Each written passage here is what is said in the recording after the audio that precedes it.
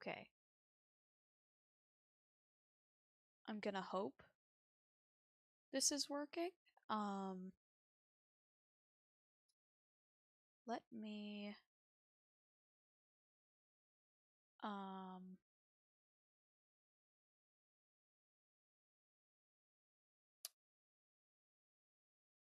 um okay.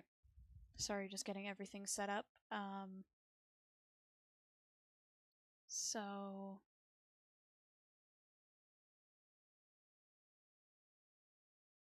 how do I see that again? Oh, right, I have to go here? Question mark? Question mark? Okay.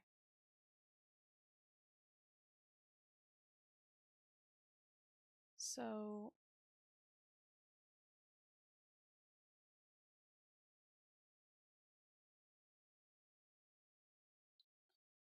let's see.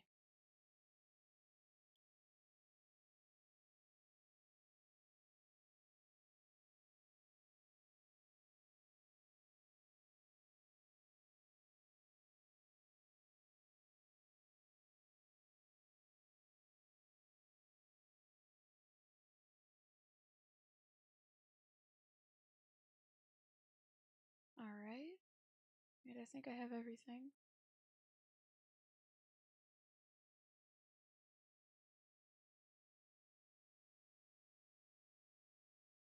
Okay.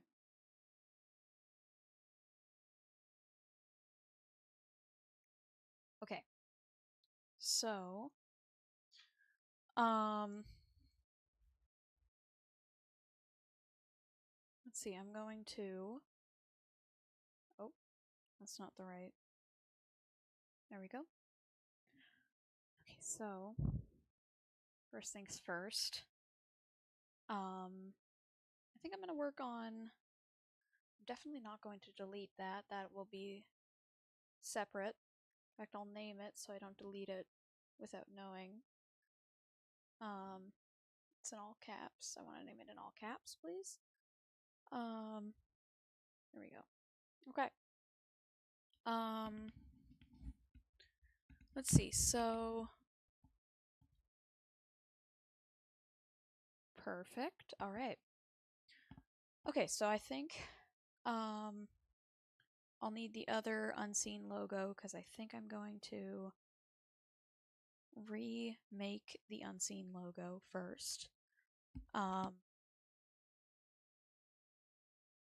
first thing, yeah, I think that's what I'm gonna do first. Yeah, okay. So I'll need this to be a multiply layer just so I can have that direct reference of the unseen logo. Yeah, I would like to rasterize and then delete the layer content. Thank you. All right, so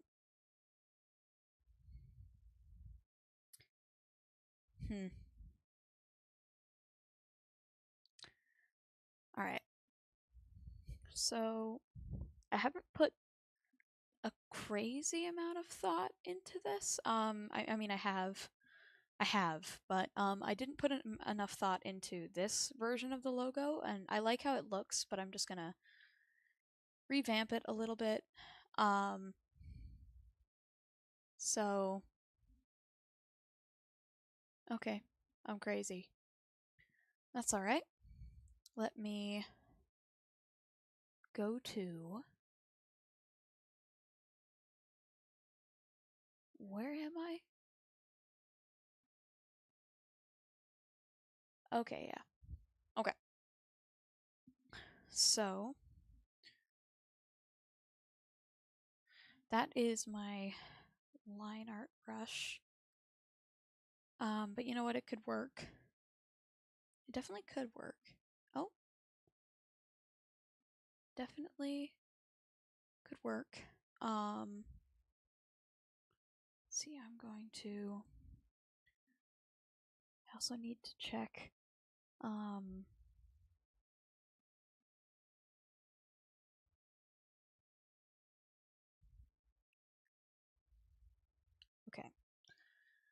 So, I'm just thinking about the vibe for it, like what's kind of the vibe?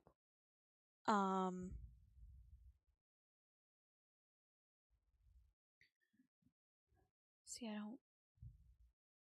I have an idea in my head. And normally I'd just paint this with one brush, but I'm actually going to directly outline what I've drawn before. Because I do still like that. I still like this version of the logo. I just think it could be iterated upon.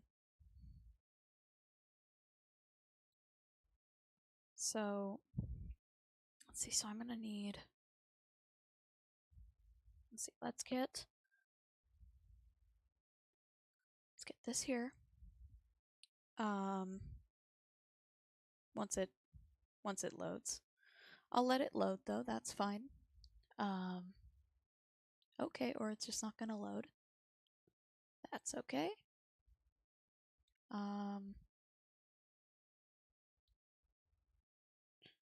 Let's see.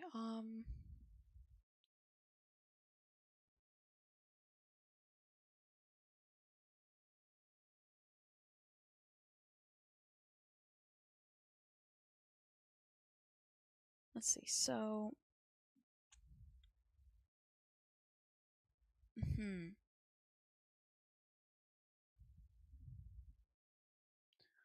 All right.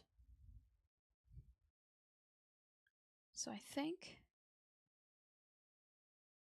this is. Oh, it's also not what I wanted to do. I think I'm gonna try to make it more consistent. Because as of right now, like I like the inconsistency of the logo, but what is that from? Oh, I see. Because the N has like, the N is like fancy or whatever.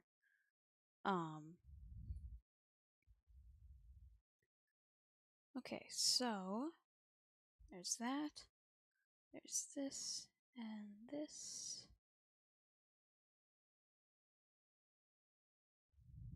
And I feel like this could be more into this. Like maybe this like that, this like that. Yeah, I do like that. Now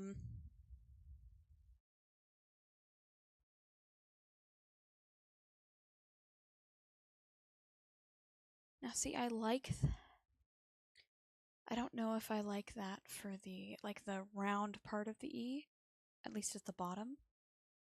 I'm wondering what would happen if I made it like straight instead.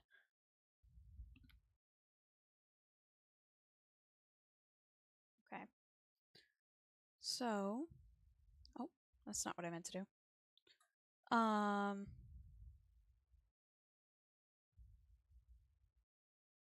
Oh, yeah, I should double check that.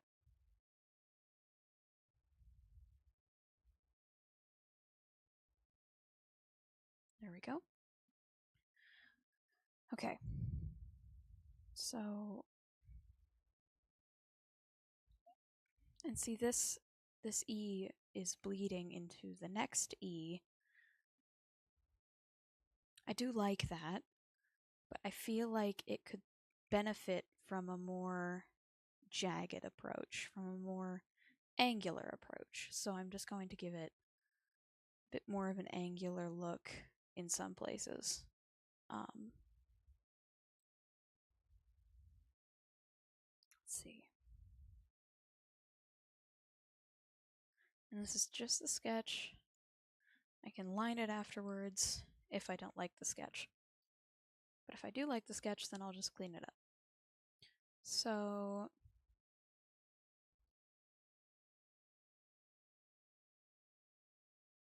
the thing is, I don't know if that makes it unclear that it's an E.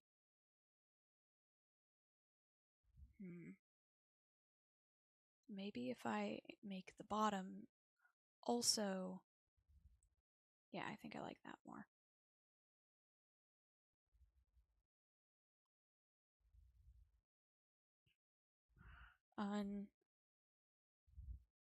Unseen. Yeah, and...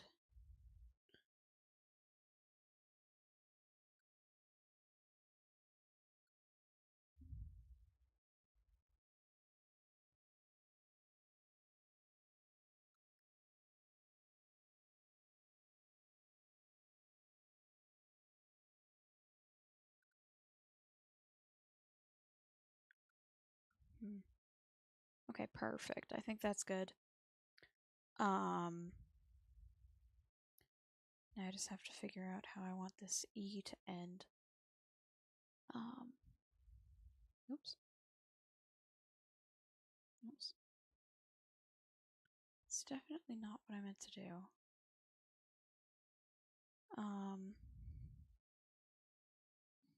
I'm just wondering if that looks...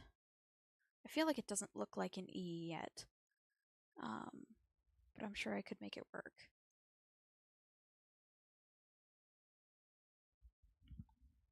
Let's see. Alright. So...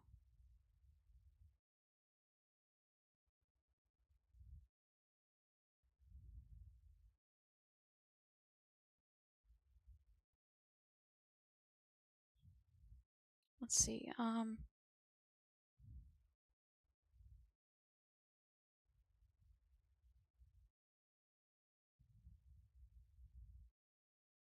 Alright. I think... I'm wondering if that's a little too... Like, maybe this should have a bit more of a... Because it feels... At least in some spots, it feels too bubble letters. Just because of the...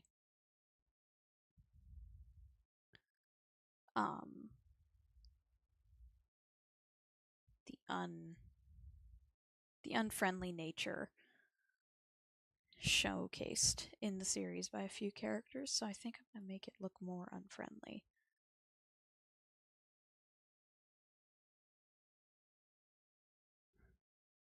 And okay, so let's try filling that all in. Oh wait, I forgot one key thing.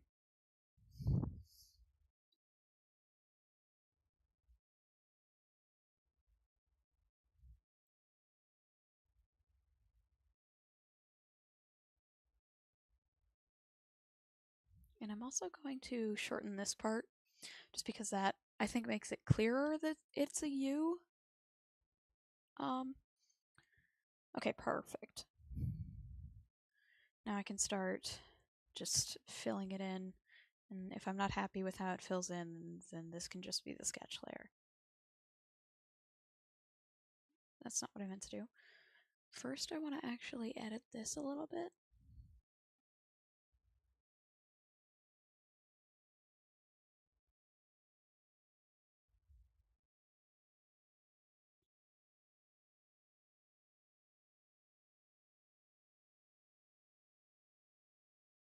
Okay, let's see.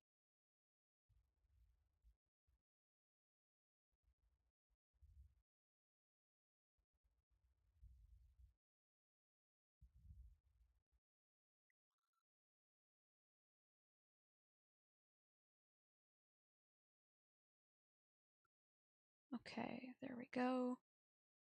Just focusing while I get this all set up. And of course it fills in absolutely nothing. That's fine.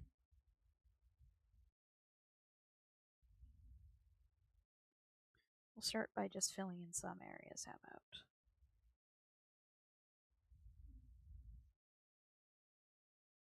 Or that works. That works too. There's a gap in this one, so I'm not surprised it's not filling in. Hopefully that fixes it. Okay, it did. Cool. Unseen. There's also a gap in this letter. which is completely fine. Alright. That should fill in just fine now. The one thing I'm worried about is that it doesn't look like an E. The second letter doesn't look like an E. Or not the second, the fourth letter doesn't look like an E enough. I think a way I could remedy that, though, is if I make it so that there's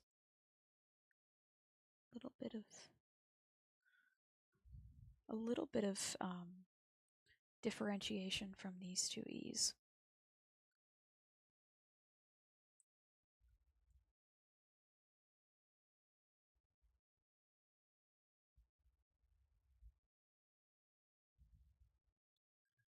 Yeah, maybe like that. And then we'll just do this. Perfect.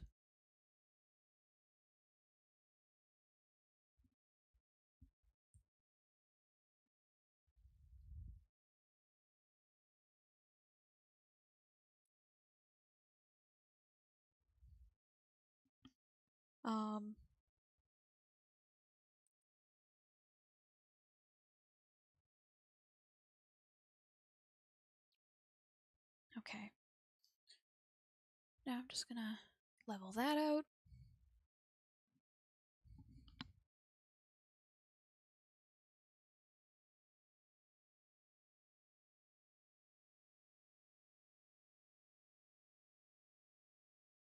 Alright. Now I just need to clean up this a little bit. Maybe even fill in a few more spots. Okay. So, I'm wondering if... Yeah, I think that works. I'm going to do this. Okay. Perfect, perfect, perfect. So I'm just gonna get rid of all that stuff. All of that outside,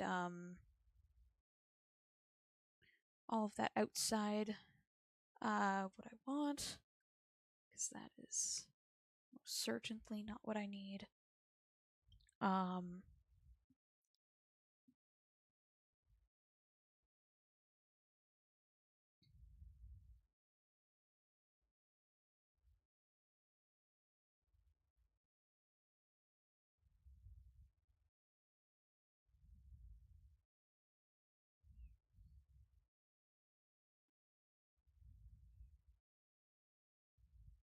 And I feel like this, maybe like the letters have kind of holes where they're over, or what's the word, intersecting. Maybe there's one right here for the N. Maybe the S should be over the N, I'm not sure. Yeah, maybe we go like that. On scene. Perfect. I am going to fix, I'm going to liquefy it a little bit. Okay, not that much. Okay. It is presenting me some trouble, but that's alright. Okay. So what I'm going to do is I'm going to...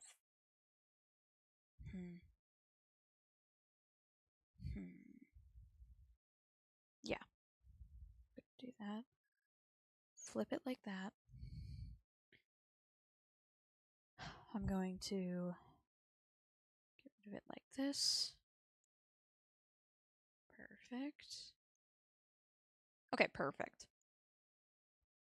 Okay, so... Alright. Perfect.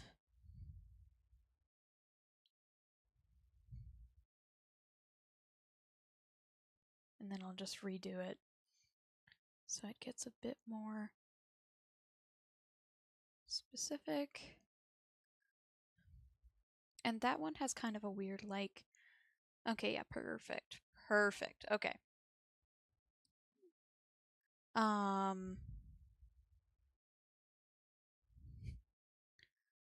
unseen. So let's see.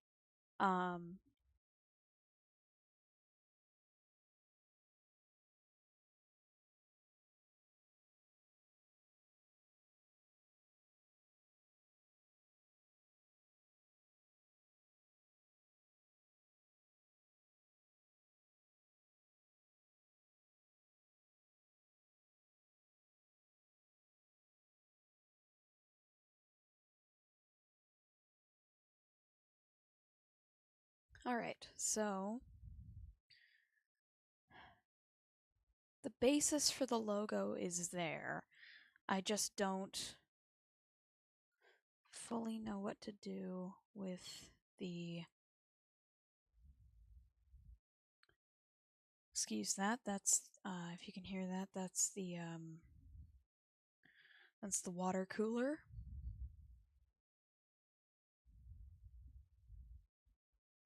Okay, so...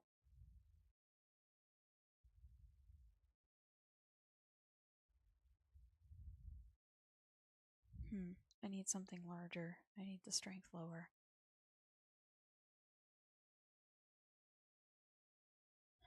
Hang on.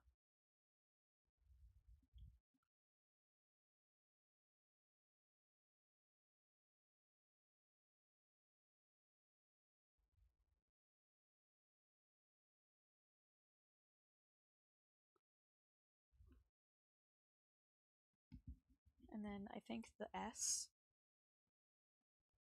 should come down more. More like, maybe like that. Hello! Welcome to the stream. How are you feeling? I hope you're feeling well.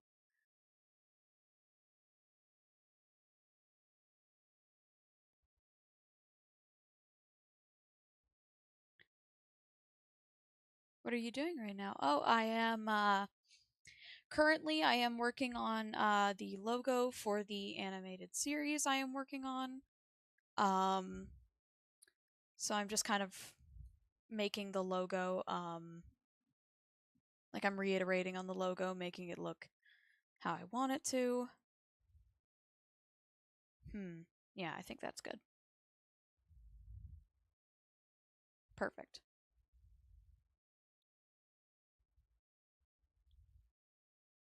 All right. Okay, so first thing I'm going to do is that. Now I have the basis of the logo, but I don't know what to do with it from here. Because this was the old logo for this animated series. Oh, I say old like it.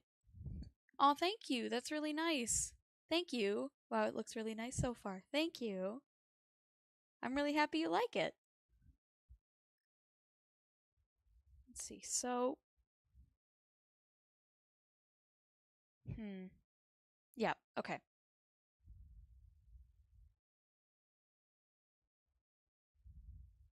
Okay. So what I'm gonna do... Is there...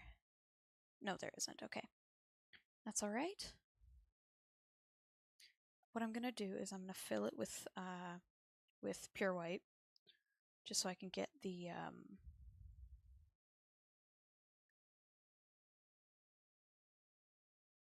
can get like a... Probably like that, I would say. Darkness more like that. Perfect. Okay. So, let's see. Did I do it correctly? Is it gonna turn out the right way when I reverse gradient it? Could be better, but I also could turn up the contrast.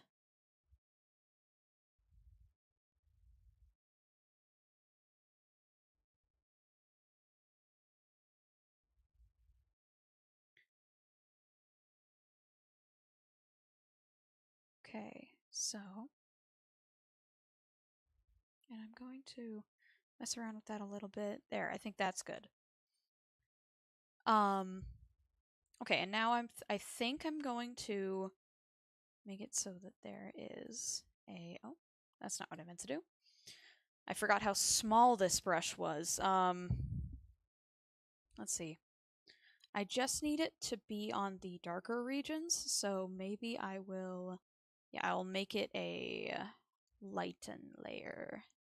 Perfect, perfect, okay. Perfect. And maybe there should be, yeah, the red is coming from the bottom, I believe. So yeah, okay. So let's go gradient map, and then I'm just gonna map the white to be, specifically I'm gonna map the white to be like a tealy green. Let's see, what's a good green for it? Maybe like that.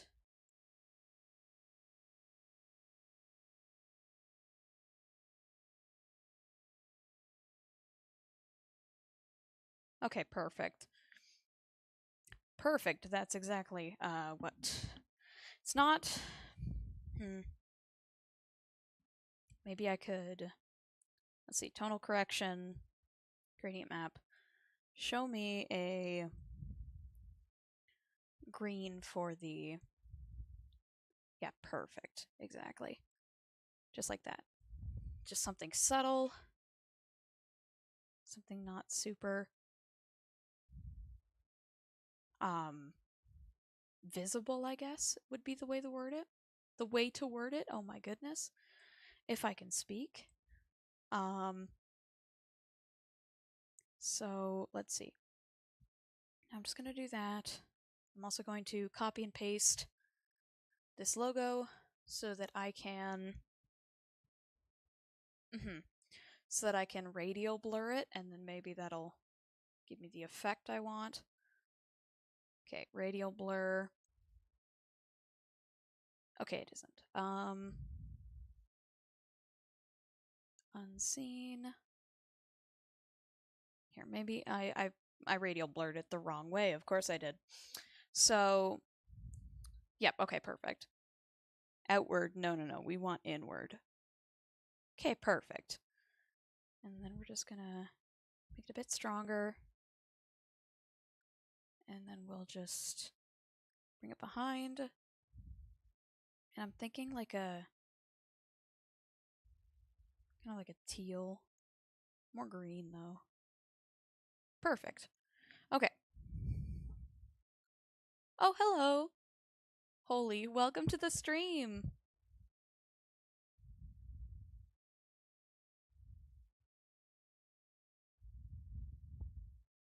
Let's see. So,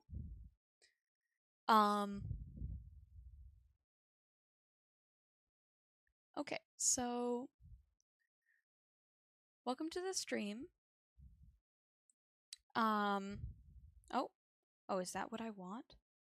Kind of. So let's take that and make it like a, maybe like a black. I do like that. I do like that quite a bit. Maybe if I take it and thank you. I'm happy you really like it. Thank you. I'm happy you're all star-eyed about it. Thank you. Let's see. Now I don't think I like the pure red logo, so I think I'm gonna actually do something painterly with it. With my brush for walls. Which is one of my favorite brushes I have. Brush for walls. Okay. Is it brush for water render that I need? Okay. Okay. Weird. I don't know why my brush for walls is all messed up right now, but that's okay. I can fix it later. So I'm going to like add a kind of like a, like if anyone's ever seen like the Legend of Zelda logos, I kind of want that kind of effect where it's like, I don't know, it kind of looks like it's made of metal, but it's also like clear that it is. I don't know how to word it. Okay, so let's grab color mixing. We're gonna turn color mixing off, and then I'm just gonna start by doing this. Perfect. All right. So this I'm actually quite excited for this series. It's a prequel to the main series that I've been working on since 2019. Um which originally I was going to make into a webcomic, but now I'm making into an animated show and a webcomic. So but the priority is it as an animated show. So so this is the prequel series to that.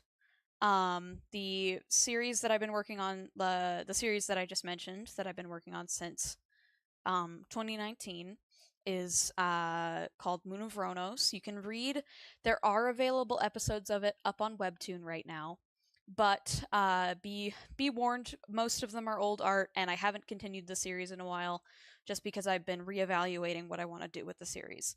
But it is up on Webtoon Canvas if you'd like to read the available episodes so far. So let's see. But Unseen is a prequel to it.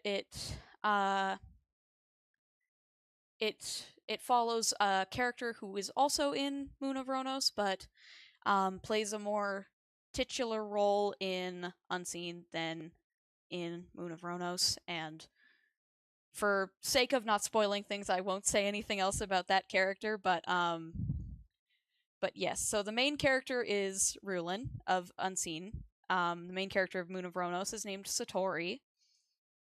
And here I'll show you guys the Moon of Ronos logo, which I like to think is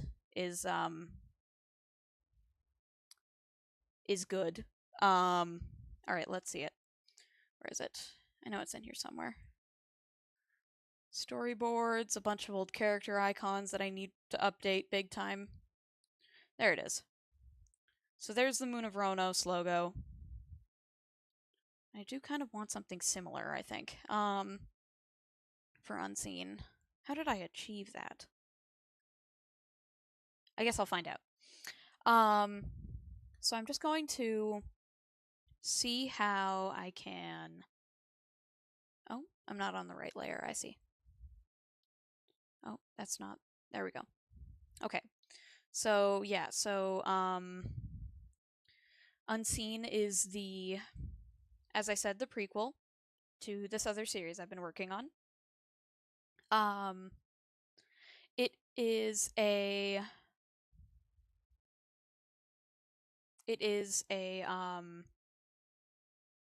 It follows a child, well, I guess a teenager, named Rulin, who is 13 years old and also the brainchild of my partner. And it follows Rulin after a very, I don't know how to word it, but like a very strange encounter with the city's like with a monster that the city calls the Blight. And sorry, I'm really nervous. I hope that's okay. Every time I stream, I just can't shake the being nervous. So let's see.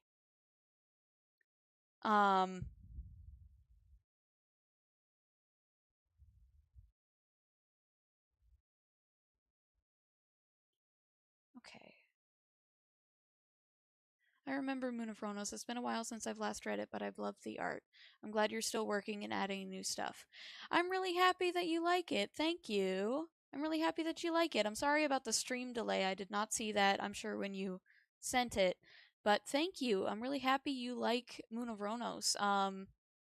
Yeah, it's hopefully it's going to be reworked into an animated show. So it'll still be a webcomic, but the show will take priority, I think.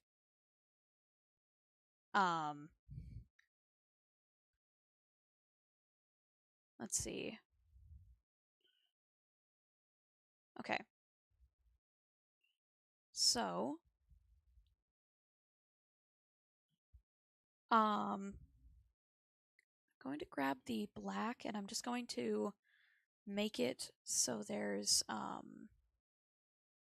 more there's more of a separation between the two edges of the letters. But thank you. I'm really happy that you remember Moon of Ronos and that you like it. Yeah, that's yeah. So this is the prequel series. This is the series that is specifically. I think it. I'd have to double check my notes, but it takes place. I'm pretty sure I said 4 years before. So, yeah. And of course, if anybody has any questions, then that is 100% ask away. I do apologize. There is like major stream delay on the chat. I probably won't see your message until like maybe like a minute later or so. I don't know when the messages are being sent, but I might not see them for a minute. So I apologize about that. But I will see them and I will respond to each and every one. So let's see.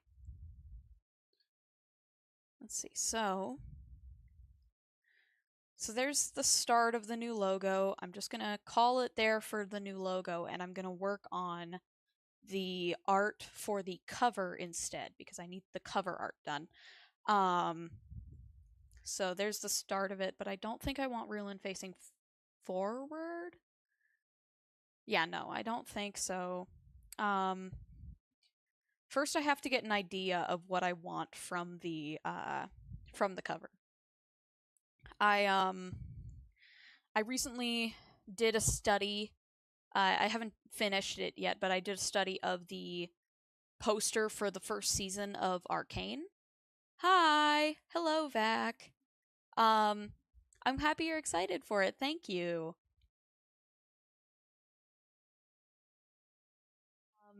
Yeah. So, um, also hi, Vac. Welcome to the stream.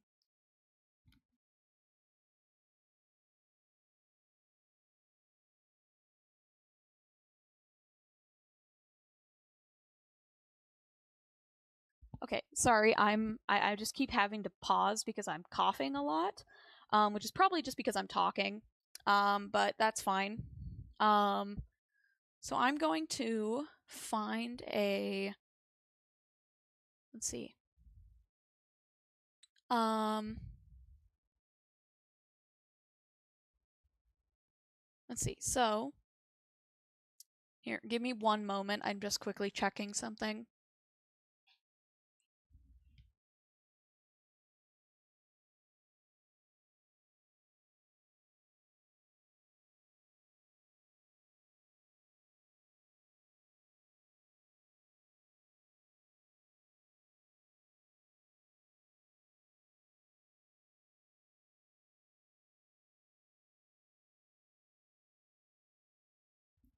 Make sure to stay hydrated. Yes, I will. I have a glass of water right next to me.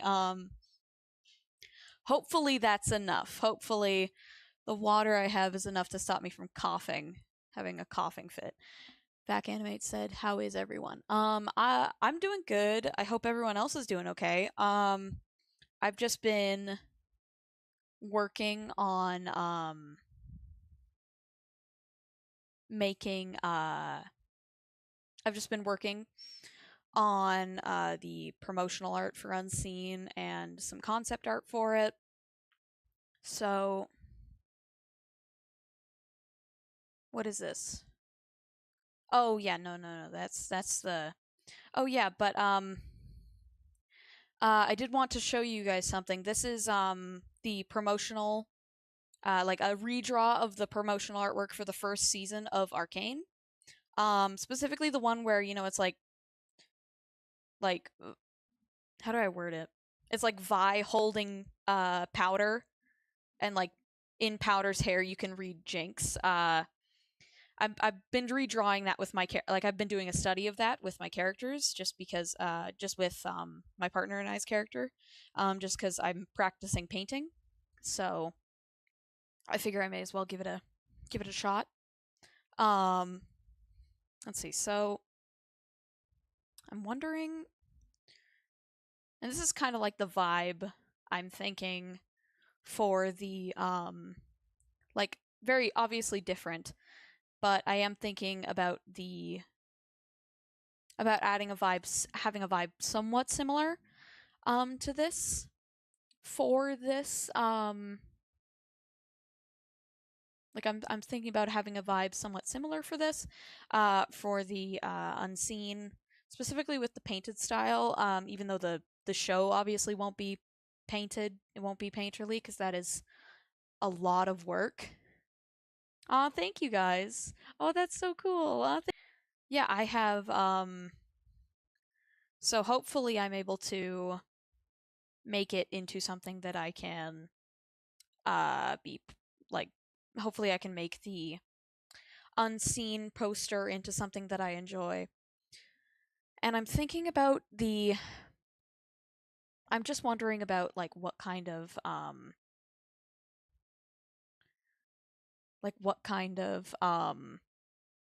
like I'm just wondering about what kind of thing I can incorporate that will make the most sense for like the composition of the unseen poster. So I feel like one I could do is nope, that's not the right brush. Excuse me, that's my brush for water render. I need my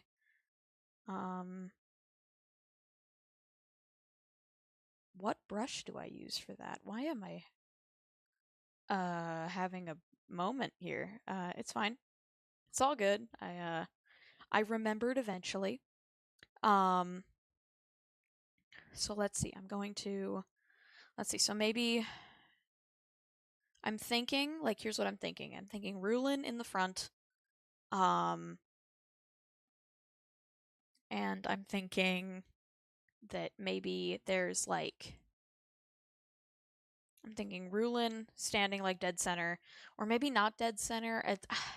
I always struggle with composition. So I'm thinking that maybe Rulin is standing, like I don't know how to. I have it in my head, but it's hard to get it down on paper. I'm just gonna, you know what? I'm just gonna grab my sketch pen and jump right into it. Um, because that's usually how I have most of my luck. Um, okay, so I feel like what app do you use to draw? Oh, thank you for asking, Sleepy Mask. I use Clip Studio Paint, EX, the expert version specifically, which I think is what EX stands for. Yeah, I specifically use Clip Studio Paint EX.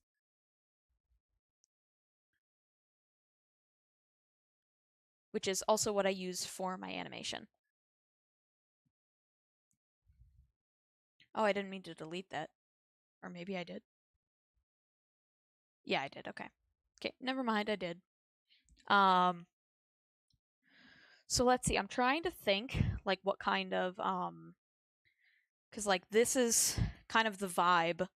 Like obviously this is just a redraw of Arcane with characters from my series, but I'm thinking that that's kind of the vibe. Specifically with the painterly style, and I'm just thinking of how I want it to be composed. I'm thinking maybe right here and oh no, that's not what I meant to do. There we go. I just need Rulin's headshots up so I can see him. Let's see. So I'm wondering, so maybe Rulin. Ooh, yeah, I got an idea. Okay, so Rulin, I'm just kind of gonna make my make my inner what am I saying? I'm just gonna kind of do my inner like I'm just gonna kind of externalize my inner monologue that I usually have when I draw. So I think I want Rulin facing slightly away from the camera, like 3/4, because 3/4 is my favorite to draw. Shocker, I know. But let's see. Oh, that's not. Okay, so Rulin.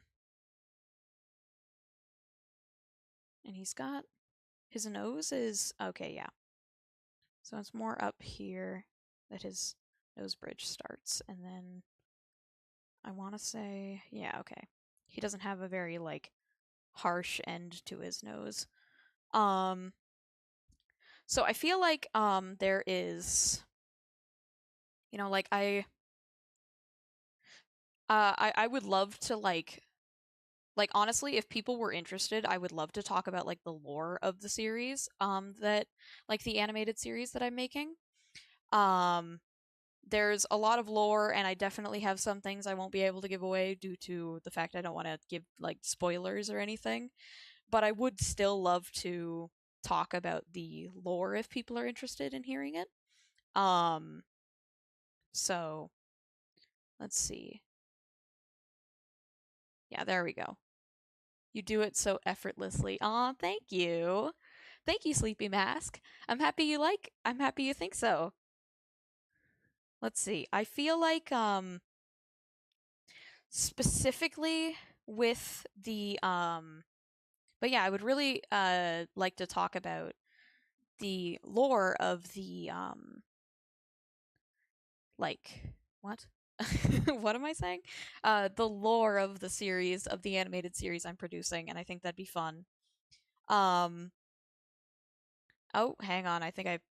Yeah, okay. His eye wasn't terribly messed up, but I still want to redo it.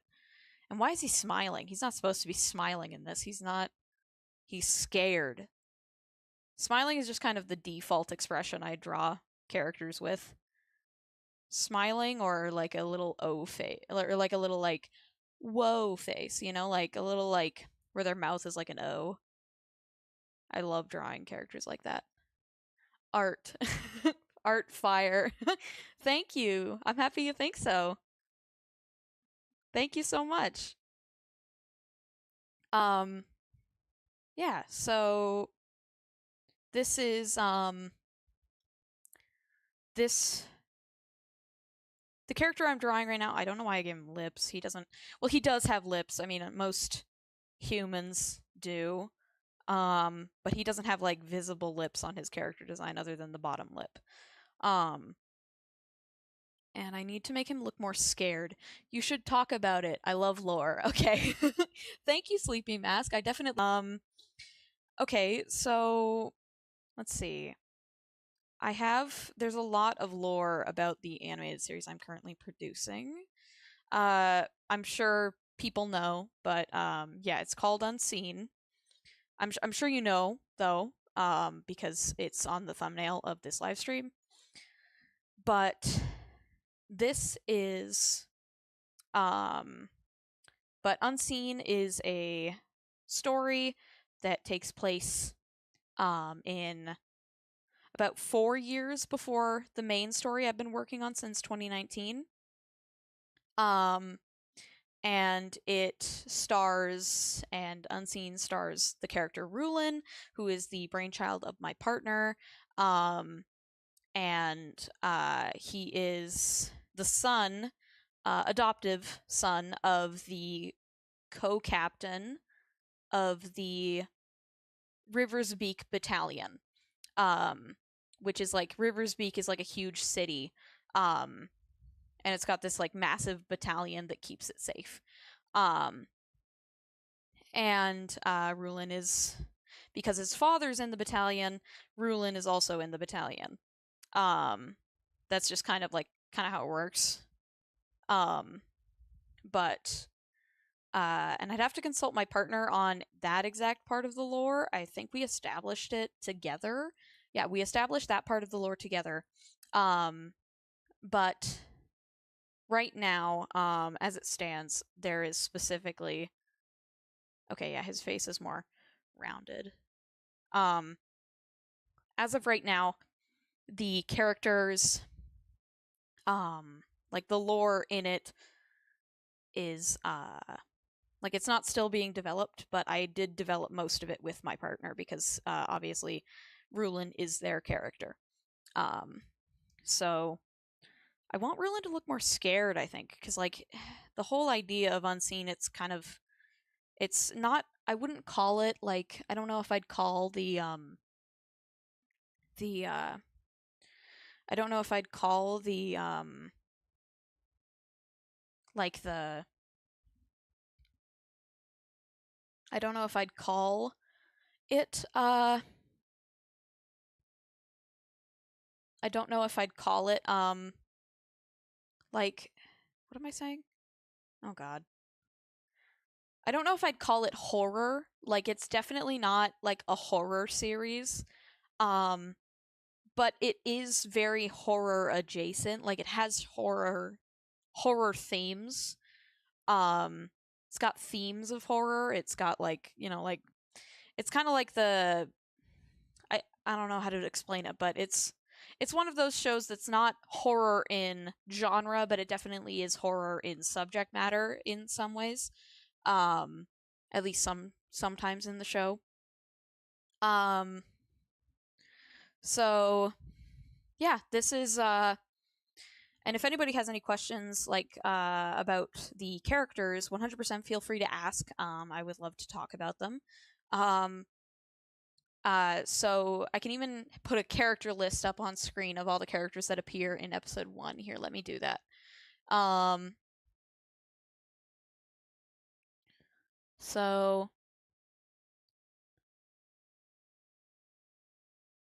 let's see. I'm trying to get a good screenshot of this.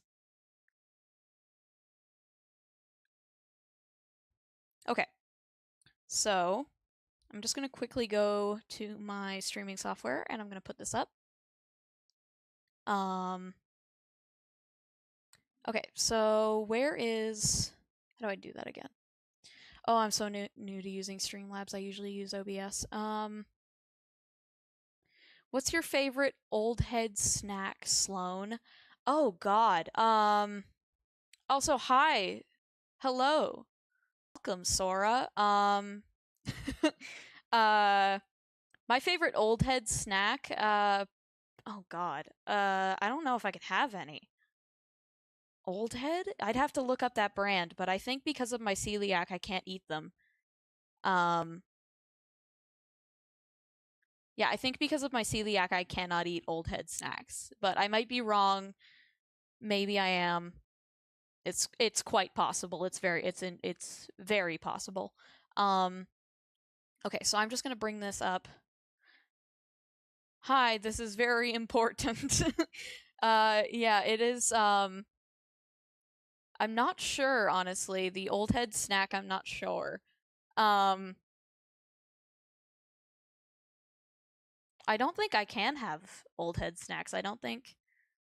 Here, I'm just gonna add an image really quick. Sorry, this is taking me a minute. I'm very not used to the setup of Streamlabs. Is it okay? There we go. Gallery. Perfect. Okay, so here's the names of all the spoken roles in episode 1 of Unseen, just in case anybody is curious about the specific characters.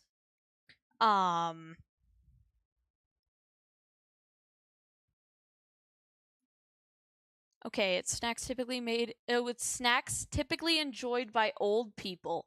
Oh, I thought it was a brand. I thought it was okay. My friends are wondering. Oh god, I don't know. I like typically enjoyed by old people. I don't know. I like oh god. I don't know. I like to think I'm pretty youthful in what I eat. Thanks. I don't really know. I mean, like, what is old to eat? Like, what is a common old people food? Like a common old people snack? I don't know. Um, but yeah, I don't know honestly. I don't know, like probably like uh oh jeez, I don't know, like are Cheetos old head? Is that like old person? Or not Cheetos?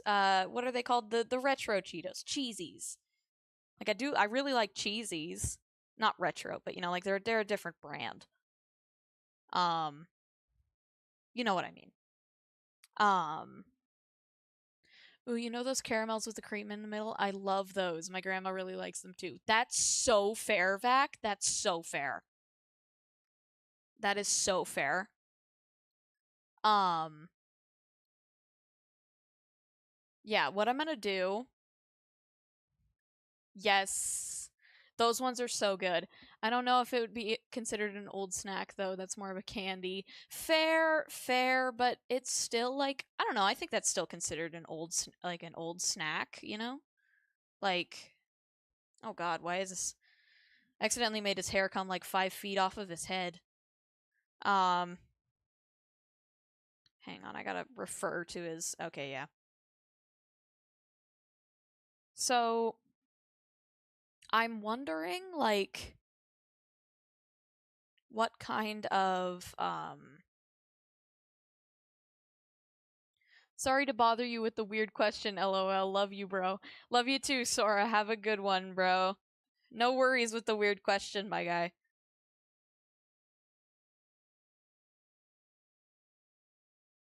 Ah, shit.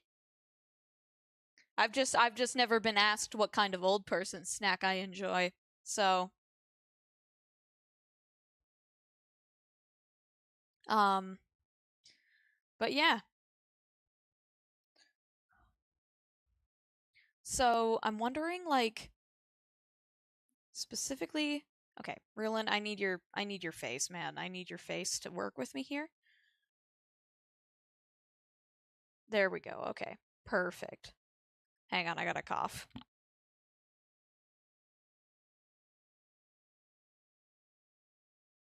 Okay, that was the worst cough I've ever had in my life, I think. Okay, that's fine. I hope I'm not getting sick. If I'm getting sick, then I will destroy Tokyo. Tokyo better watch out, because I'm gonna become the next Godzilla if I get sick. Why Tokyo? I don't know. Just cuz. I felt like it, I guess.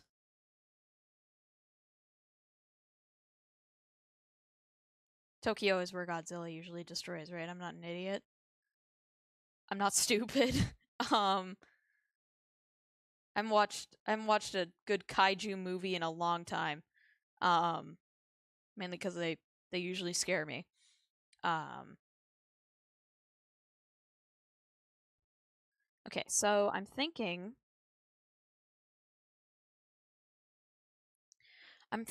that bless you, it's it's a joke around my friends always say that to me because my cough sounds like I sneeze. Oh my god, that's so real cuz like I don't know. Coughs are yeah, usually my coughs sound like your coughs sound like a sneeze. Mine usually sound like what's the how do I word this? Um mine usually sound like I don't know, like an old man cough, I guess. I don't know how else to put it. I usually sound like an old smoker. And by the way, I've never smoked a day in my life. My throat is just bad because I don't drink water. Um but you know, it's just that's how it is sometimes. Um so let's see. I feel like for this I need that. And I'm just going to quickly check something. Okay. And okay. So there is okay, it's fine. There is no consistency across my streaming program. That's fine though. Um let's see. So what I'm going to do I kind of wanted for Rulin, and this is just a sketch, I'm going to be painting this. But yeah, does anyone have anything they like want to chat about while we while I do this? While I do this, like I could chat about anything, honestly. I specifically animation and stuff. Like I love animated shows. Like indie animation is one of my greatest loves. Love it. Love it so much. I'm wondering how to oh god. I'm just wondering what kind of hang on, I've got a message on Discord. What? Oh, it's from okay. Yes. Um okay. Okay, so I'm just going to you know what? I'm just going to do myself a favor and do that. Can hello? Okay, yeah. So I'm just going to do myself a favor and um kind of sorry, I just had to shut that something down on my computer, shut a program down because it was making my whole computer. Don't want a repeat of yesterday when I tried to stream and my whole stream crashed and I couldn't do anything about it. In fact, it wasn't just my stream that crashed. My stream crashed and then my computer crashed and I was like, "Oh no." Um but at least it didn't blue screen. At least it didn't blue screen. Will I say animating? I'm not really something to extensively chat about, but I'm animating something. Well, I say animating, but it's more like storyboarding. Ooh, I would love to talk about that. 100%. Like I think a great like thing that I should like I wanted to ask like uh like to any artists who might be watching any artists or animators, what's your guys' like favorite part of like animation or the art process? I don't know what mine is. I think coloring or rendering, I think. Um but yeah, I keep giving him the Satori hair. He doesn't have Satori's hair. He has Rulin's hair. Um oh yeah, and his earrings. Forgot his star earrings. Kind of important about him. Um okay, so one thing I think is hang on, did I do that correctly? I love sketching. Oh, that's so fair. Sketching is awesome. Like sketching is honestly one of the funnest parts of art in my opinion. Like it's because it's just a good chunk of the time it's just like loose. It's not really that like I like sketching the animation out and stuff. Oh, 100%. Like that is like one of my all-time favorite things about animation is like when I just have the an idea and I just start like making the like a rough thumbnail sketches of it. That's one of my favorite parts, honestly. Um I think I want Rulin to be like turning around. Um like maybe like this. I like doing the line art, but it low key takes forever because I don't always follow the sketch and then I don't know what I'm drawing. That is so real, Sleepy Mask. I felt that honestly. Cuz like I don't know, sometimes it's just like I'll try to like I'll have a really good sketch or or even I'll have a sketch that I don't really like and I'll be like fine, I'll just go away from it. And then when I go away from it, I just like don't even know what I'm doing. I'm just like, okay, maybe the sketch was better than I thought cuz this is directionless and I don't know what I'm doing now. Um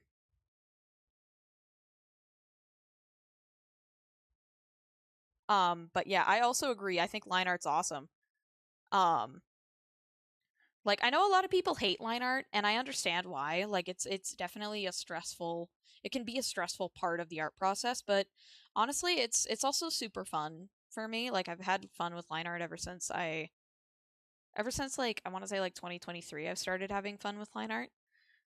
Just because I like the different brushes and how they make the canvas look or the drawing look, not the canvas. Jeez. Um so let's see. So he's like turning around. And so that's his rib cage. Like his rib cage would end about there, kinda. Um and he's 13, so he's not like, he's not crazy. He's like a kid. He's like a child. An infant even. So he's not like built or anything. He's just a scrawny kid, which is, I often like, especially because I learned how to draw, like I learned how to draw bodies based on muscle anatomy. I love animating, but I don't like doing line art or shading because it's kind of tedious and I am impatient. Coloring too, but I can paint bucket tool most things, so it's not terrible. That is so fair, Vac. That is so fair. I honestly, like, yeah, like I really like shading in animation, but it's also like it takes so much time. So true. I like how I can experiment with the line art to make it seem thick or thin to make it more interesting. Exactly. Totally, right? Sleepy Mask, like 100%. Like that's 100% uh like like what I love about it is just there's so much experimentation that comes in with line art in particular. Okay. So I'm going to and he's like a scrawny kid. He's like 3 years older than Satori is at the start of Moon of Ronos. Um, but yeah, like I don't know. I just think that um, let's see. I fear he doesn't look young enough. I always fear that when I draw kid characters, like, which is strange because most of my OCs, like a good chunk of my OCs, are children. So I always worry about them not looking like kids or like teens or whatever. Um, like maybe if yeah, I think I like that. Okay. Yeah, he does look. I do like shading a lot in just normal art, but when it comes to animating, I get annoyed. That's so fair, Vac. Like, shading is definitely really frustrating in animation because it's like I find I've found a way to do it that I like, but it's like, it's definitely not, like, I don't recommend the way I do it also because it's kind of tedious. Uh, but yeah, I try to I I try to do it in a good way, but I also I struggle to not like render absolutely everything. Even in animation, even though I don't want rendered animation because that would take so much work to finish. Um I just it's it's difficult to not like render for me sometimes because I just love rendering. And shading and animation, like that's the thing, is like if I like simplistic shading in animation, like not simplistic, what's it called, cell shading in animation, I can totally get behind for my own animation because I that's it's relatively fast. It's not like it's like super highly rendered, but it can still be really tedious, especially if you have like elaborate scene setups with lights. Let's see. Rulin, what is going on with your back, bud? Okay, that's fine. Um,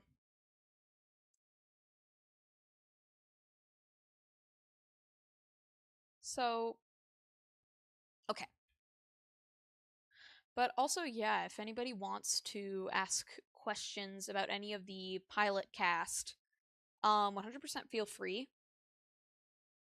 Um, I just figured I'd bring that up just cuz it's I don't know if I've talked about all these characters on my social media. I've definitely posted about Mork,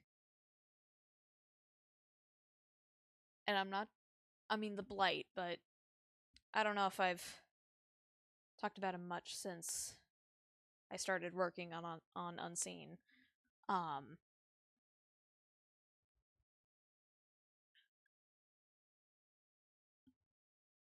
let's see. Let me just check something.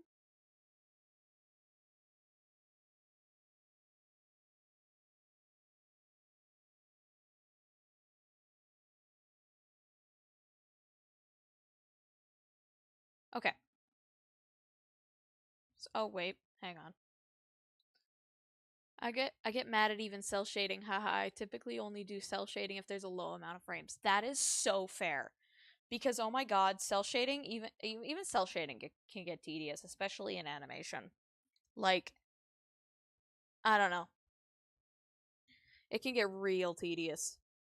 But that's okay. You know, it's the lovely thing about art is that things are not supposed to be like crazy easy. But at the same time that's also really tedious. Um but let's see. Okay. I'm going to oh god. He's not smiling. He shouldn't be this guy shouldn't be smiling. He's not he is not his ass is not smiling. His ass should not be smiling. Um and I think he should have like a more like troubled look on his face. Like he should look more visibly scared. Cuz right now he just kind of looks like mildly perturbed. So maybe I'll delete his eyes and draw them again. Make them more terrified. Um yeah, okay. So yeah, I think that's oh god. Can I have his eyes, thanks? Okay. Here. Um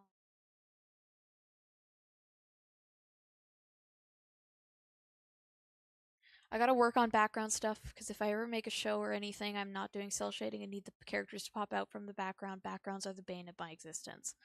Oh, that's super fair.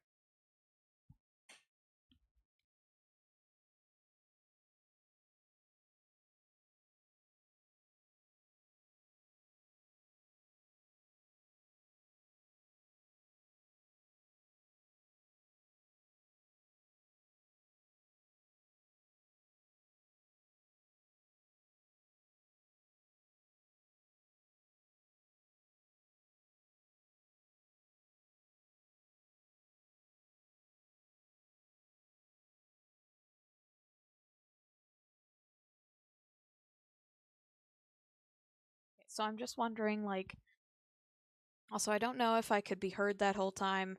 I don't think I could, because sometimes my headset's a little stupid, specifically when it's plugged in, but that's okay.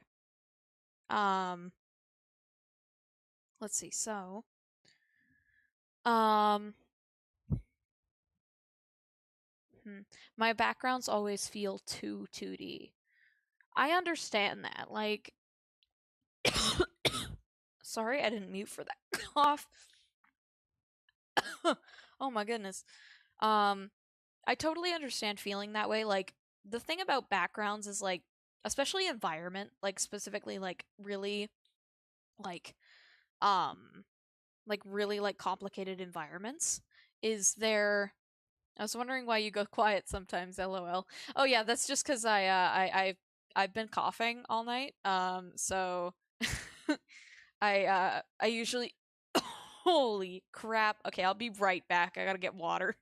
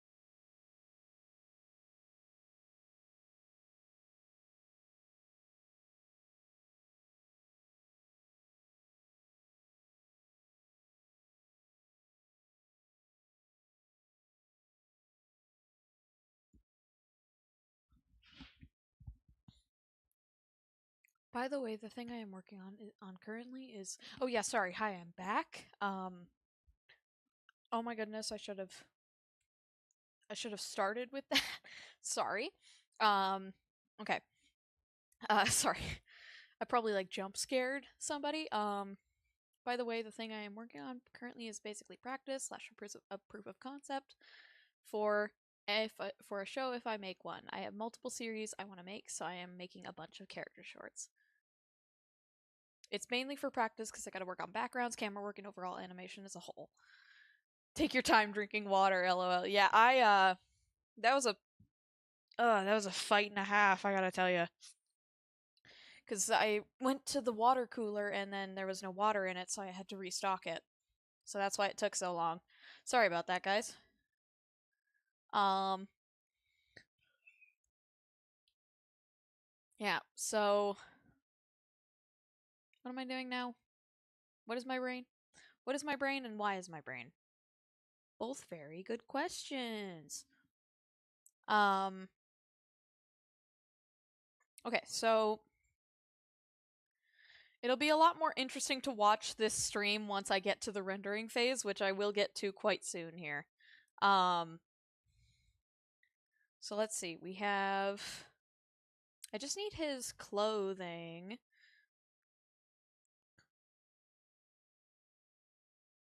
Which I think looks fine.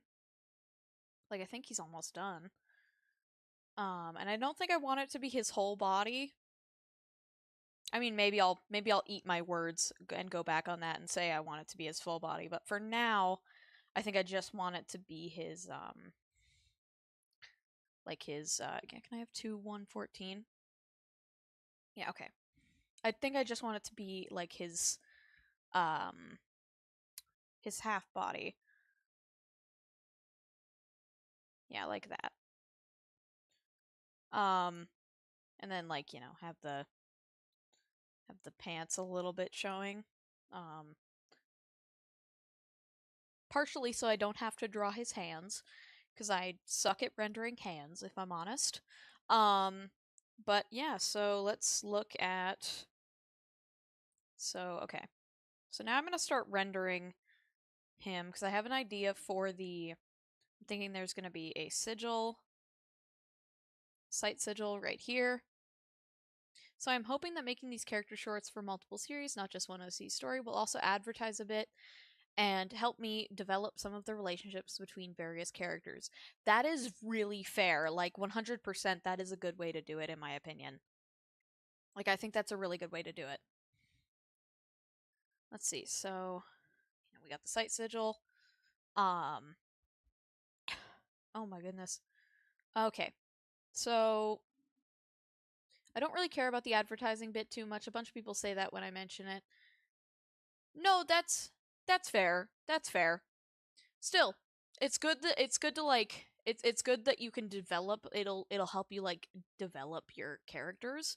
But like I think that's awesome. I think that's a great idea. You know, get your ideas out there and simultaneously uh make it so that oh yeah, wait, what? Chat's working? The chat box is working now. I just noticed that. Has that been working the whole time for you guys?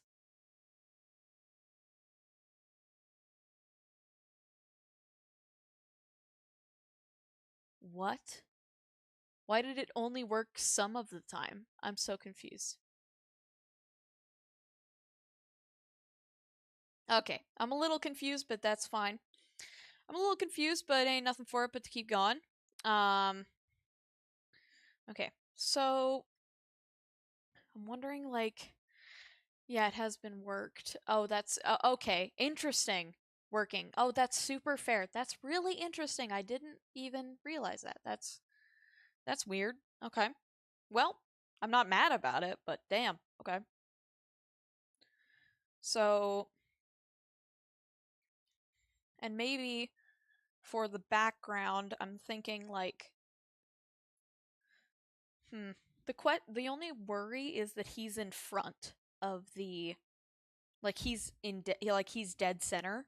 So maybe, like, Rulin is dead center, so maybe I should make him off to the side a little bit.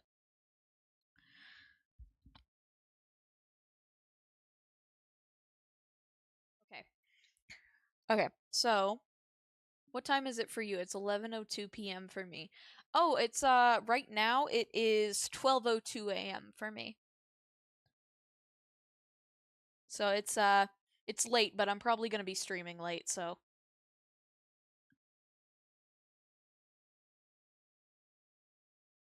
ooh, I just got here. I love the art so far. Oh, thank you. Thank you so much. I'm really happy you like it. Let's see, I feel like this needs to do okay. I feel like I need so 2:02 a.m. Oh damn, Vac, it's early for you. Well, I guess late, but you know, early in the morning. But damn. Okay. So, I'm going to add don't stream too late. Make sure you get enough sleep. Fair, fair. Fair, very fair. I will try Sleepy Mask, I promise. Um honestly, like I want to talk about like a little bit about like indie production if that's all right with everyone. I mean, it's what the fuck am I talking about? It's my stream. I can talk about what I want. So I let's see. Can that work? Okay. So yeah, I'm just wondering a couple things. I stayed up till 8 a.m. the other day. I don't care about my sleep schedule, lol. That's fair. I totally get that. Like, I'm definitely, like, not good with my sleep schedule, but I should be getting better, especially considering I'll be going to film school. Uh, well, not soon, but relatively soon. Yeah, of course, I would love to talk about indie production. Okay, bet, then let's do it. So, like, I don't know, I feel like, one of the things that I wanted to specifically bring up is that I think that sorry, oh my god, my throat is not participating. So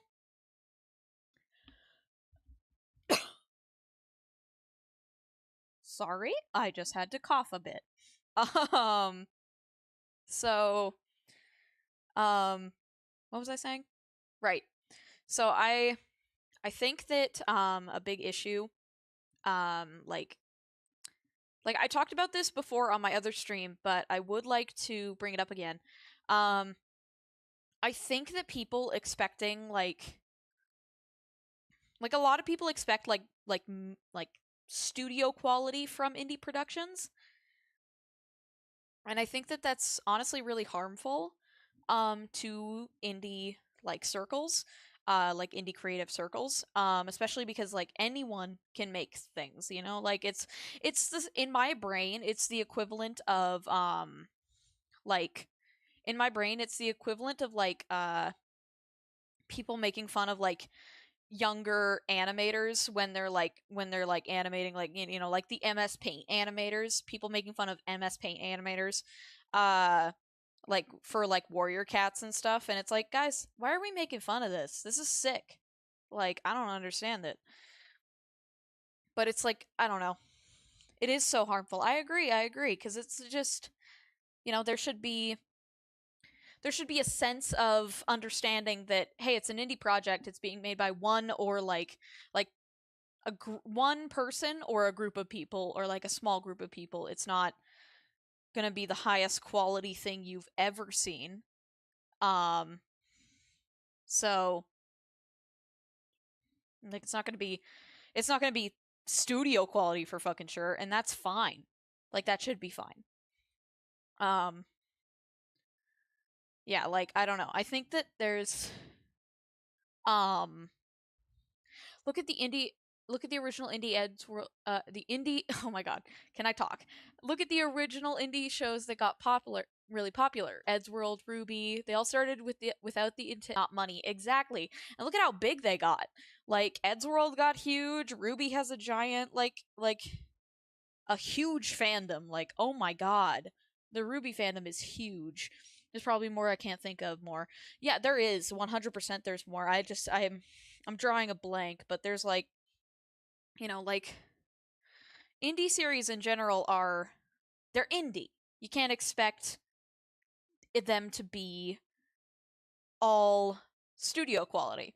Like I'm sure there's going to be some. Like have you guys ever seen the like I don't know if you guys have ever seen it, but have you guys seen the yeah, you can't expect large studio quality if they don't have big studio numbers or money. Exactly. Exactly, Colorful Palette Idol. Exactly. Like that's the thing is like a lot of times, and I feel like, don't get me wrong, but Eddsworld started with Adobe Flash. 100%, right? Like it started in Adobe Flash. Like, dude, are we like I don't know, I just feel like animators like who or like not even animators, it's mostly people who don't animate who get so like stuck up about animation quality. And it's like, do you animate? I'd like to see you do better. Um and RWBY starting an opposing app that wasn't meant for animation on its scale. Exactly. Exactly. Like, and then it moved to MMD, and that's insane. I'll never forget RWBY. One of my first, like one of my favorite, like, indie shows that I watched. I haven't watched it all the way through, but I did watch it for a long time. And then I fell off with it around, I want to say, the end of high school. Um, but yeah, like I don't know, there's just but like the thing about indie indie production in any capacity, like whether it be indie comics or, like indie shows, is I feel like people are unfortunately, and I love Glitch. RWBY was my technical first animate. That's so fair. I love that. Yeah, and like and okay, I love Glitch. Don't get me wrong. I love Glitch and I love Glitch Productions and I love their shows. But I feel like because people are calling calling Glitch Productions indie, um which they are to a certain extent in my opinion. Um because people are calling Glitch Productions indie, I feel like people hold other indie creators to that high of a standard. People got used to Glitcher Has Been who have the funds to have higher quality productions and then expect every indie show to have that level of quality. Exactly. That's the thing is like especially when, indie shows can be made by anybody. Indie shows can be made by people who don't know how to animate. Indie shows can be made by people who are learning how to animate. Indie shows can be made by people who are like using posing apps like with RWBY. Like if people have a story to tell, they're going to tell it somehow, like nothing's going to stop someone from telling their story. And like that's I don't know, I think that's beautiful, but I also think that it's equally as frustrating because people get so angry at like the fact that it's not this high quality product, and it's like, guys, you're treating art like it's something to be like it's a consumable. Like that's not how you should be treating art. um because art is not a consumable. It's not just this merchandise. It's not like, what's the word? It's not like art is not and should never be a like commercialized like product, in my opinion at least. Like you can have art that has like commercialized products that it makes. Glitch isn't indie anymore, but they are a representation of what an indie animation company should aim to become, and a company that lifts indie animation up. I agree wholeheartedly. Like, like I just think like it's treating art as a product rather than art. Exactly, 100% it is.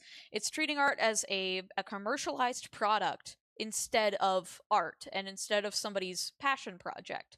Um which in my opinion is really dangerous, because then you get entitlement from so many people. But like, I don't know, I have my opinions on like I have my opinions on indie show on like the indie like, you know, industry, I guess. The indie industry. I just I don't know. A lot of times it's people who also don't animate or like refuse to animate who have these big opinions on like what looks good, what doesn't. It's like you're not I'd like to see you do better. Like you try to do better. I think you'd just like I don't know, like especially with like, you know, like I don't know, like there's a lot of people specifically on TikTok. I've noticed, I don't get me wrong, TikTok's a good platform for some things, but it is pretty bad for toxicity in the art community, in my opinion. Um but like one of the things that I've noticed with it is it's just been kind of like it's been very polarizing. Like TikTok has been very polarizing in the art community because it's acted like every Tom, Dick, and Harry has a fucking opinion on like Susie's animation or whatever the fuck. Like no one cares about your opinion, and that's the thing is I personally don't really respect like the what's the word like the that's not what I meant to open. I personally don't really respect the profession of like critic. Like if you're like a movie critic, um it's all the non-artists who nitpick quality. They don't understand how hard art and animation is. Exactly. Because they don't understand it, they feel entitled to when it is immediately like super high quality. Because they're like, well, you know, you're the animator, you're supposed to make it look good. And it's like, you're not an animator, you don't know how difficult it is to make things look good. Like, you know, like that doesn't make any sense why you're asking me this, because why you're asking this of me when I am one person. And even from a studio sometimes it's unreasonable to ask because some studios have a lot less for budgets. People think they can't make indie animation anymore because their pilot won't look like Lackadaisy Has Been or Amazing Digital Circus. But the point of a pilot isn't to look the best. Exactly. The point of a pilot is to act as a proof of concept in a way. A people like you know, like the point of it is to is not to like, oh, look at how like sick my animation is, you know, like, but it's actually the point of a pilot is to make it so that you can like just show your ideas to the world. That's all the point of a pilot is. You have an idea and you want to get it out there. And that's what a pilot should be. And you know, it's just it's frustrating that people commercialize it so much. It's like people see money in the art, like in art, and they're like, okay, I want to absolutely like exploit the shit out of this. And it's like, why are you exploiting this? This is like the most human, most beautiful thing to do. Like to make art is like it's a gorgeous thing. Uh, exactly. Yeah, like right, like, and that's the thing is like there's just things that I think I don't know. I have my opinions about it, and like I'm not gonna say like I hate anything, but I don't really enjoy that indie animation, specifically indie animation, has become like such like a cash cow for like a cash cow for some indie animators who have like a lot of money, a lot of time, and for the people who don't, they suffer because of it, because people think that, oh well, if your indie pilot's not this quality, then I won't watch it, or like I'm gonna hate on it or whatever. And it's like I just don't understand it. I just don't understand like the hate on it. I'm not an animator, but I am an artist. Seeing art be treated like a product is super disheartening. I agree, especially with like the rise of like ugh, like AI. Ugh. Like Like, so many people are like, oh yeah, AI is gonna replace artists, and it's like, I don't think it is, man. I think you're kind of stupid for thinking that, honestly.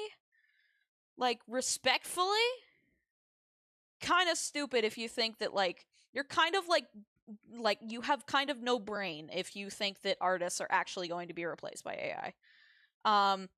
Because it is inherently human to be able to make art. Like, that is an inherently human specific thing, and like not human specific, but organic life specific. Like, like there's other creatures on this earth that make art. Like for example, like I can't remember what they're called. I think they're called the white spotted pufferfish, but they make art in they like dig into the bottom of the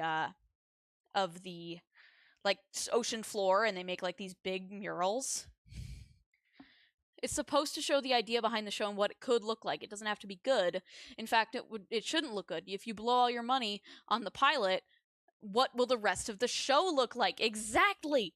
Exactly. That's what I'm saying. Like, and that's the thing is like, especially because like struggling with funds constantly to make it look just as good as the pilot. Exactly. That's the whole thing is like, that's why like I personally decided that all of my pilots, that's why pilots are supposed to look bad. Exactly. Because they're not the full idea yet. They're not like, you shouldn't put all your eggs in that basket because it hasn't reached fruition yet. It's not done. Um and like, I don't know. There is so much that I have like I have so many issues with like for example, like take the pilot of Gravity Falls. Like, do you guys watch? I'm sure you guys have seen Gravity Falls. It's one of my favorite shows of all time. Um but like, take the pilot of Gravity Falls. It looked entirely different and bad. Like, it didn't look bad, but it definitely didn't look as good or as polished as the final series did. And that's because they didn't want to put all their eggs in one basket when they knew that, hey, maybe this pilot thing won't pan out for Gravity Falls. And that's the thing is like, the pilot for like, there's like the Beta Luz, with the Owl House, there's also Luz's different pilot design, and the animation was different in the pilot for the Owl House as well. Like, I wouldn't say it's bad, but it definitely was different because they didn't want to put all that money into something that they didn't know would work out. Like, like it's interesting because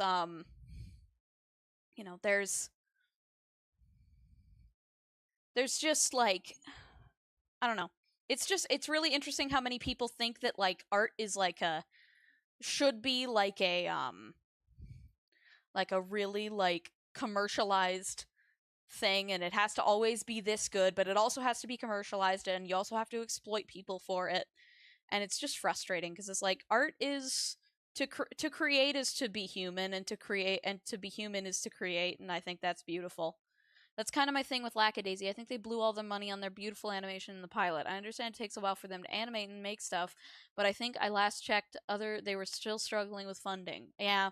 And see, like, that's the thing. I love Lackadaisy and I love the production team behind them. But I don't think that it was smart to go absolutely like in on the animation.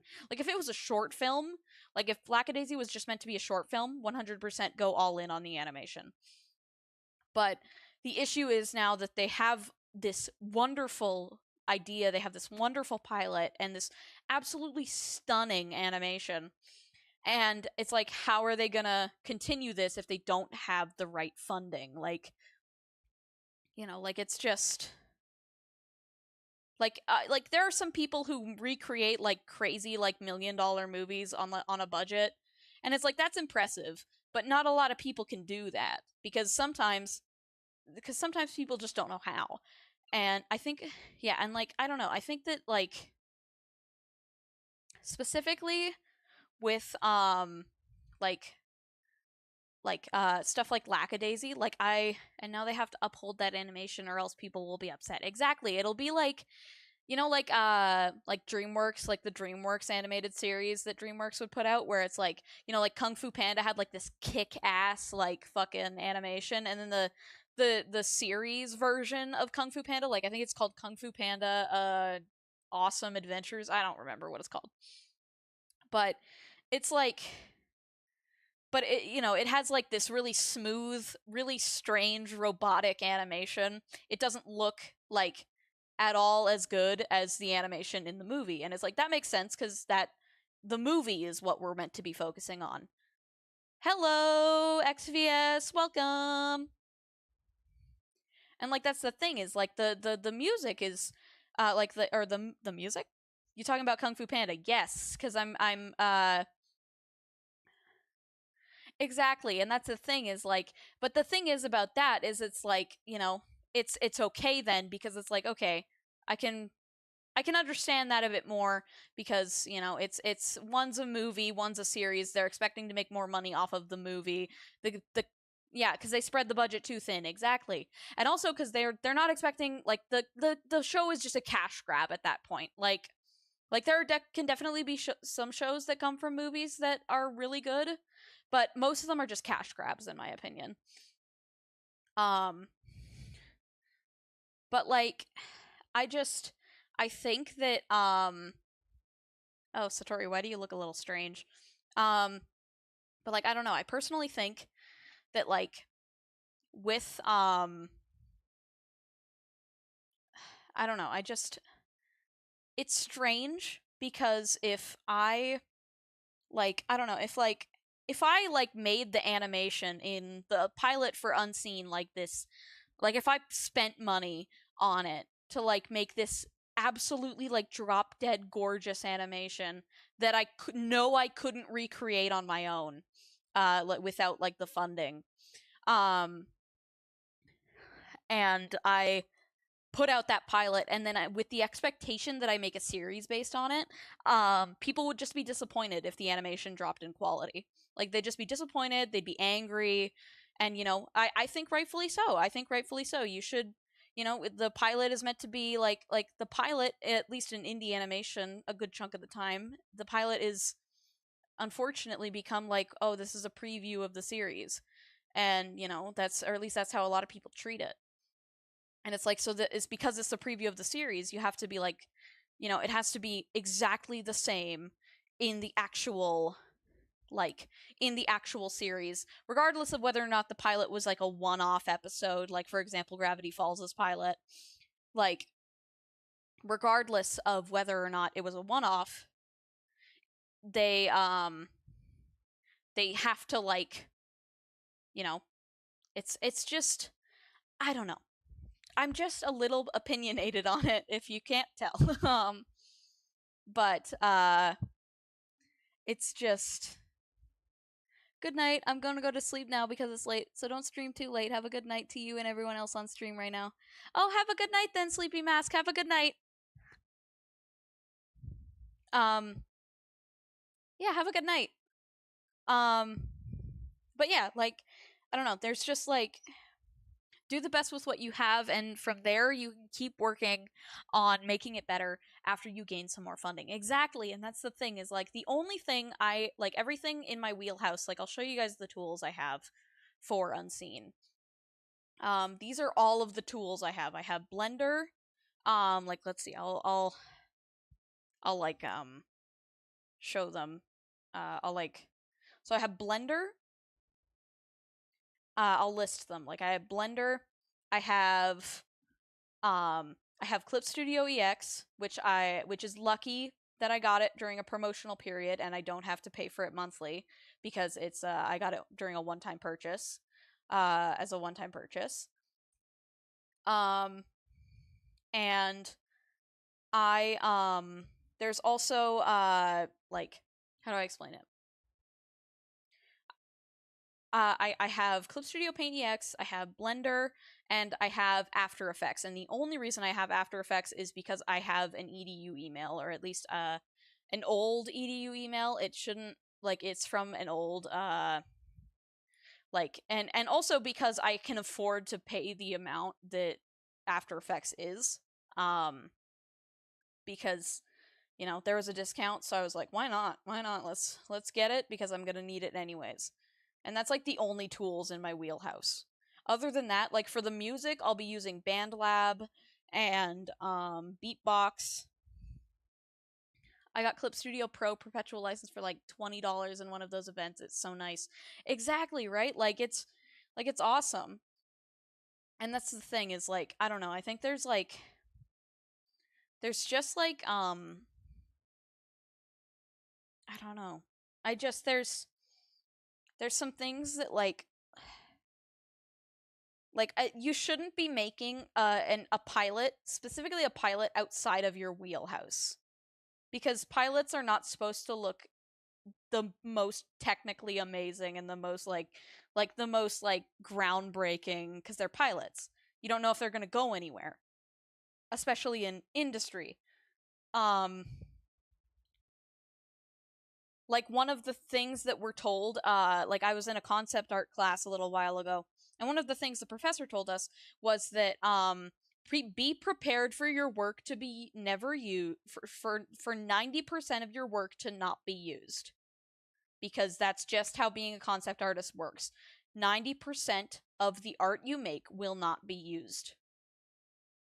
And it's like that's like it can be frustrating. You can have your opinions about it, but that's just how it is.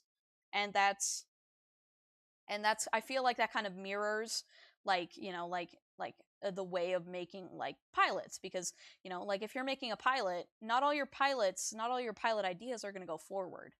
So you shouldn't put all your eggs in one basket and be like, okay, yeah, this is definitely what I'm doing. This is definitely how I'm going to do this. Because that's just not sustainable. It's not sustainable, and it's stressful. So it's just hard because I have 3 I make currently. But one I might turn into a short film. I'll still see how I have to how I'm feeling about it, but I have 3 animated series I currently want to make. I have Krita, DaVinci Resolve, Clip Studio, but probably not going to use for animated stuff, so maybe backgrounds, and BandLab. That's music, video editing, and animation. Exactly. So hey, I really want to know about more about the shows you're making. So if you want, could you explain what you can of your show? Because I really want to know more about it. Okay. So would you like to know more about Unseen? Because that is the show I'm developing first, or I'm releasing first. So if you'd like to know more about that, I totally can tell you more about like the shows. Like I can tell you about any of the shows I'm producing. I'll give you their names. One is Kit's Delights. One is Unseen, and the other is Moon of Ronos. All free too. Oh, that's so good. That's awesome. So like, here, I'll show you guys like the opening I made for Moon of Ronos. Like, ignore the fact I have my watermark all over it. It's just paranoia that I have my watermark all over it. But here's the opening animation for the prelude for Moon of Ronos. The background was made entirely in Blender for free. I did all the modeling and all the shaders, and I also did the textures and stuff. But here's the animation. It's not much so far. It's just like the guidelines of a seagull. Well, not really a seagull, but they're seagull akin. They're akin to seagulls, but they're a fictional creature. Once it finishes rendering the playback range, you can see it at least. So here, I'll zoom in too, so you can actually see. So there's the, you see him flying by, and then it pans down, and that's what I have of it so far. I figured I'd get the guidelines put in for the bird, like for the bird creature, just because I know I was gonna put it off if I didn't like put in the guidelines first, because I struggle sometimes with with like motivation, like to complete certain things. So that's just because I'm autistic and I have ADHD, but you know. We're getting better. We're getting better. Thank you. Thank you guys. I'm happy you guys like it. Thank you guys. The backgrounds and animation are amazing. Thank you so much. Thank you so much, Vac. That's really, really sweet. Thank you. See, like, and that's like here, I don't know if I've ever shown this. Let me see if I can find it. Give me 1 second. Not much will be happening on the stream for a minute. Yeah, you got both. ADHD and autism. Yep, I am very very autistic and unfortunately very ADHD. I only say unfortunately because of the fact that I only say unfortunately because I cannot focus sometimes, and that is frustrating. Okay, let's see if I can find, because I had a before I ever made a back when I was doing just the comic for my for my series Moon of Ronos. You got the full package, didn't you? Yeah, I got ADHD. I what? I got ADHD and autism. I got the full package. Got it all. What can we say? I also think I'm gonna animate something just to take my mind, you know, kind of get my mind moving again, like a kind of a warm up animation. What should I animate? I don't know. Let's see.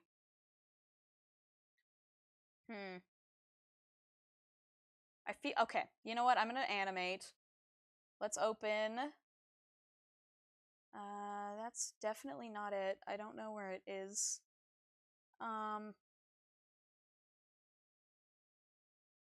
Yeah, you know what? I could probably start doing that. I could probably start that. Which is nice. I already have an animation template open. Goodbye, Satori Sketch. Everybody say bye, Satori Sketch. Oh, nope. That's not the button. There we go. It'll appear on the time lapse, so it's whatever. Okay, I'm gonna save as, and I'm gonna save this canvas as Rulin. We're gonna save it as tests for scene, Rulin, and light. Okay. Bye, Satori Sketch. Yeah, everybody say bye, Satori Sketch. It's gone now. See ya. Okay, so first thing I'm gonna do is for this animation, I want to do an animation of the blight, which is, that's not the right one. I need the actual first one, which I think is just somewhere around here.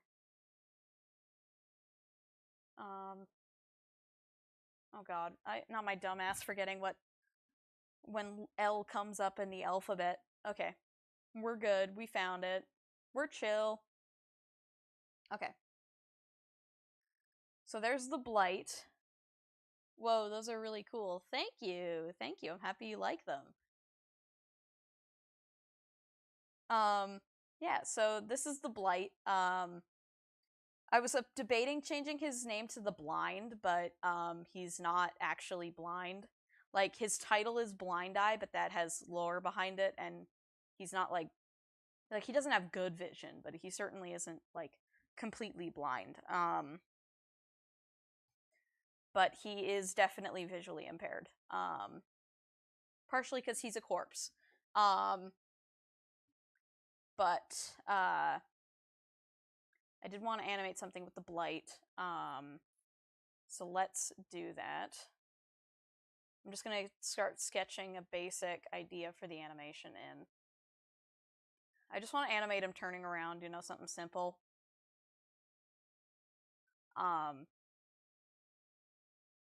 He need glasses. He does, because his eyes are literally decaying. No. Well, they are, but you know. Well, his eyes have already kind of decayed. He's been dead for a while.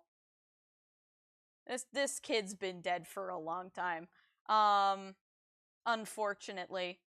But there's lore behind him. So, and lore that I will go into in Unseen.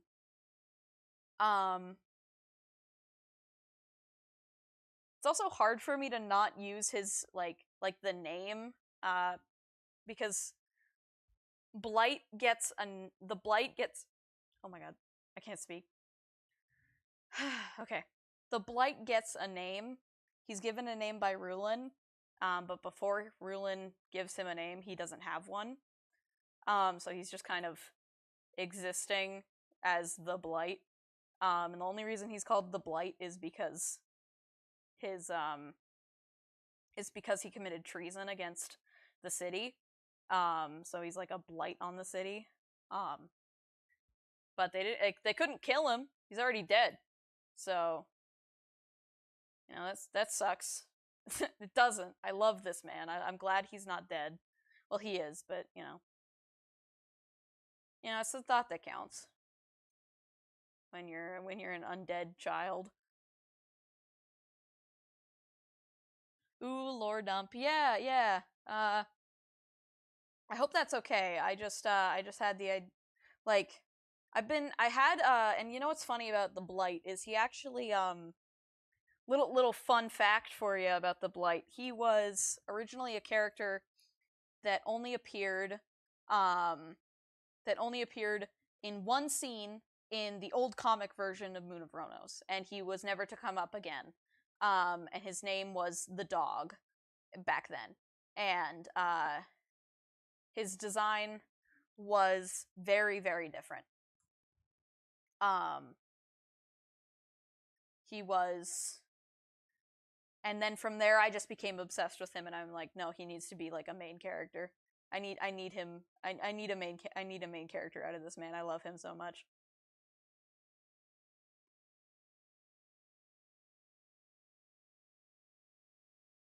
Can I pet that dog? Yes, you can pet him.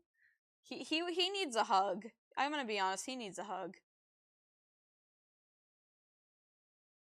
He needs a hug. He's like super sad all the time. I mean I would be too if I was an undead child sworn to like serve some dumb bitch my whole like afterlife. So I don't blame him, but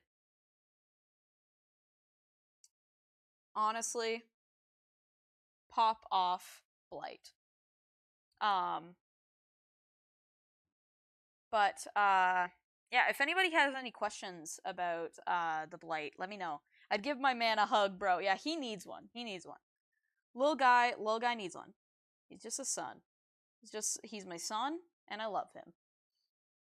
I also think I'm gonna make this cut in the mask or in the like veil larger. And he's like, it's like the whole idea of oh god, I should tell you guys more about Unseen. Is that okay? Like if I tell you guys more about Unseen, because I would like to, because I've got quite a lot of things planned. So he's here. Let's see. I just needed to quickly do the next frame. Yeah. Okay. Bet. Okay. Bet. So let's see. What can I say first? So Unseen is set in a fantasy world that I've been developing. Like, it's a fantasy world of mine that I've been developing since 2019. And back when I was 15 years old. And I've been developing it since then, and I've turned it into something I really, really enjoy, and I want to use it for like a bunch of projects. So I am going to, and the Unseen just happens to be the first of those projects that will be released. And yeah, 2019. I know. it was a long time ago. Like, and looking back, it's like how long was 2019? Oh God, I don't like thinking about how long ago 2019 was. I don't like thinking about the fact that I made this whole like I made this world when I was 15 and now I'm 22. I don't like thinking about that one bit. Oh, that's weird. I've only been developing my shows for now three years, nothing compared back to 2019. No, but like honestly, any amount of time you've been developing your stuff is impressive. Like I don't know, and the thing is like Unseen. I'm gonna be honest with you guys. Unseen is like, as a show, it only came into existence, I want to say, in September of this year, like September of 2015, but it's set in that fantasy world that I've been developing for my main story, Moon of Ronos, since 2019. My oldest show dates back to 2015. Damn. Dude, that's sick. We've all been wanting to make shows for a long time. What can we say? What can we say? What can we say? Making shows is cool.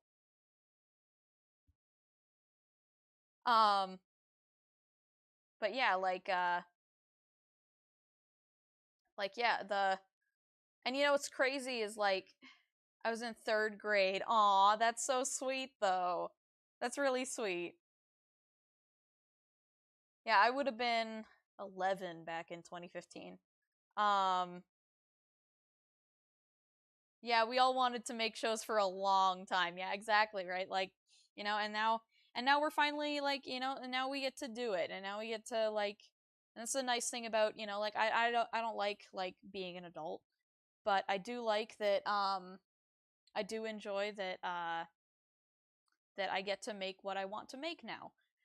Because I couldn't really when I was in school, and when I was in, you know, like grade school and stuff. Um, and like, you know, it's a lot of fun, and I'm happy I get to do it.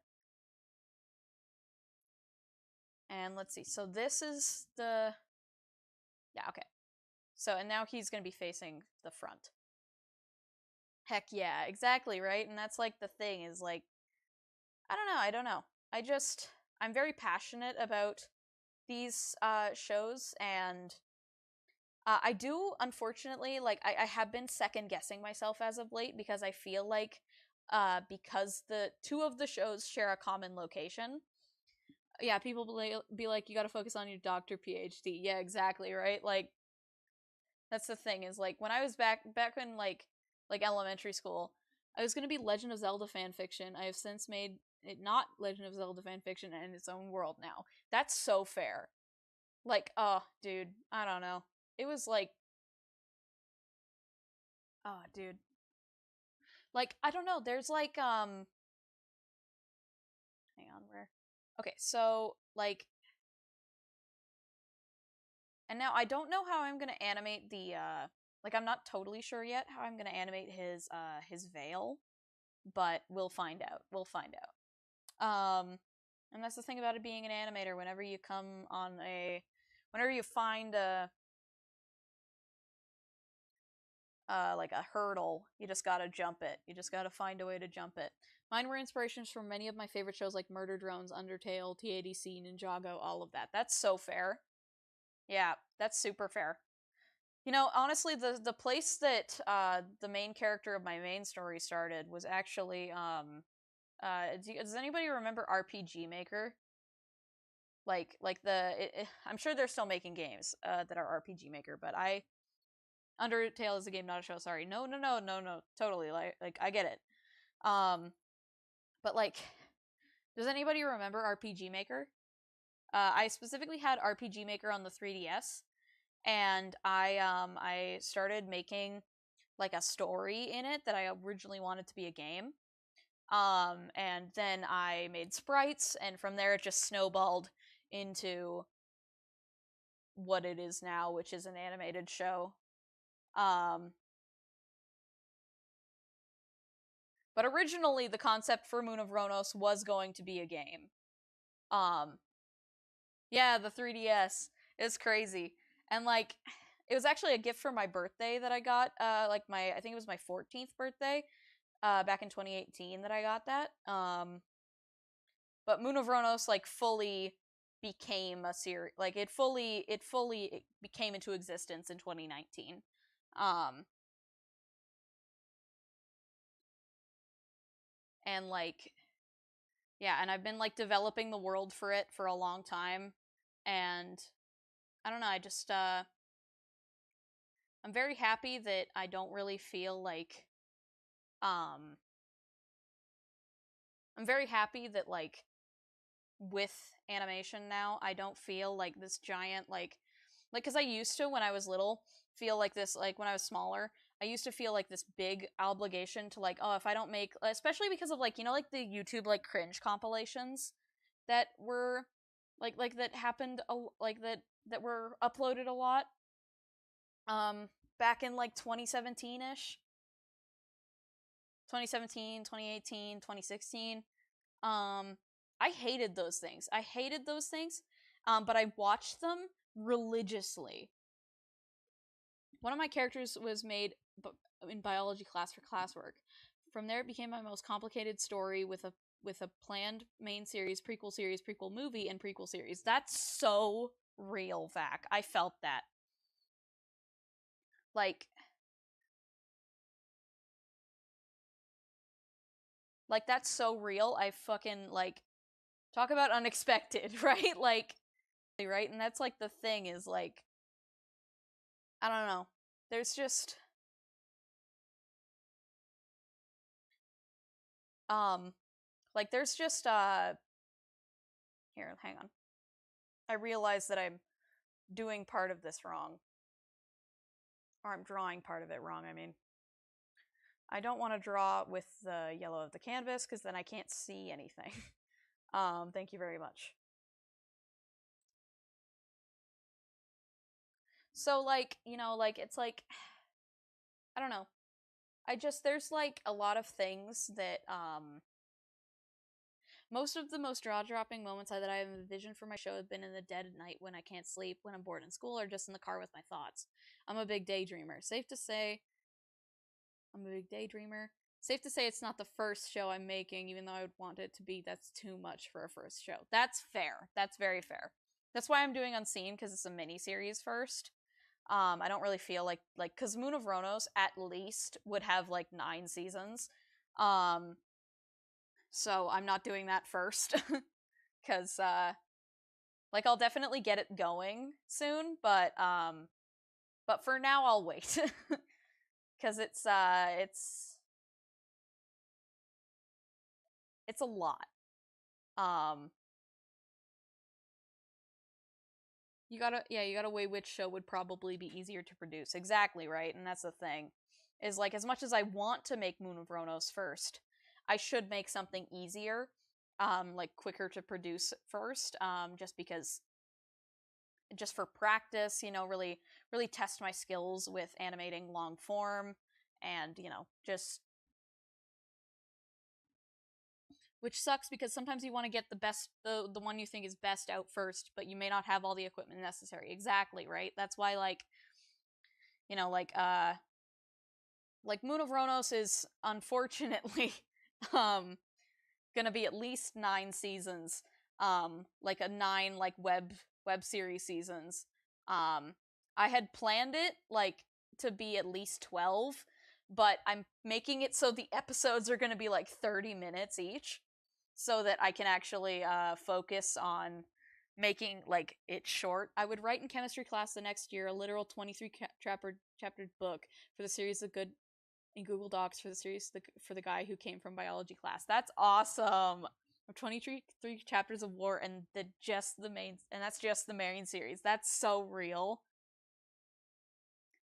Like and like that's the thing, right? Is like I don't know, there's just the main series. Yeah, exactly, right? Like I have some lore about uh the main character of Moon of Ronos, and like the main characters of Moon of Ronos that and even the main character of Unseen.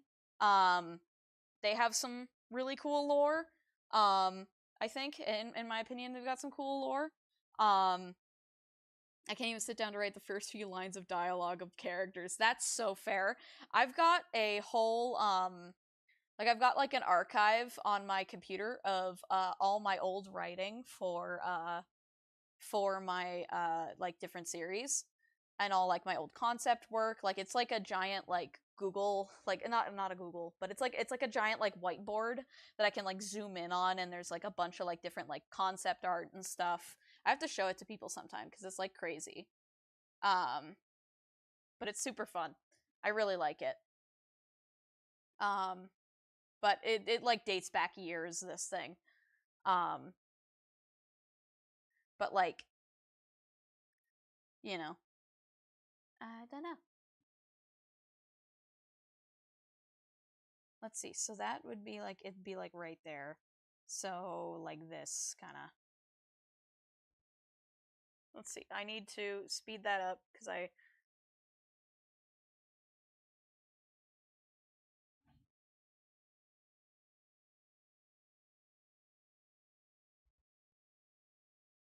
feel like but yeah, like I don't know. I think that there's yeah, there was a bit of filler. Well, if it wasn't filler, it was meant to show more of the characters' relationships and personality. I'm trying to shorten the story to the core things that are needed. Exactly, right? Because that's like kind of what you got to do, especially if you want to make an animated show. Um, is you kind of got to like shorten things down and like actually like under like you got to like give yourself like that like you got to give yourself like a chance to like I was really bored in chemistry class. The lore of my characters in my show Spiridon is that they seem to be robots, kind of like looking like murder drones robots, but a little bit thicker. But in reality, they have human souls. I really like that. That's super cool. Reminds me of the like in the best way. It reminds me a bit of the short Nine. Have you guys ever seen that short? It's really good. Scary as fuck in my opinion, but really good. So in my show they try to find out why they were created and why they can't remember their human life. I really like that.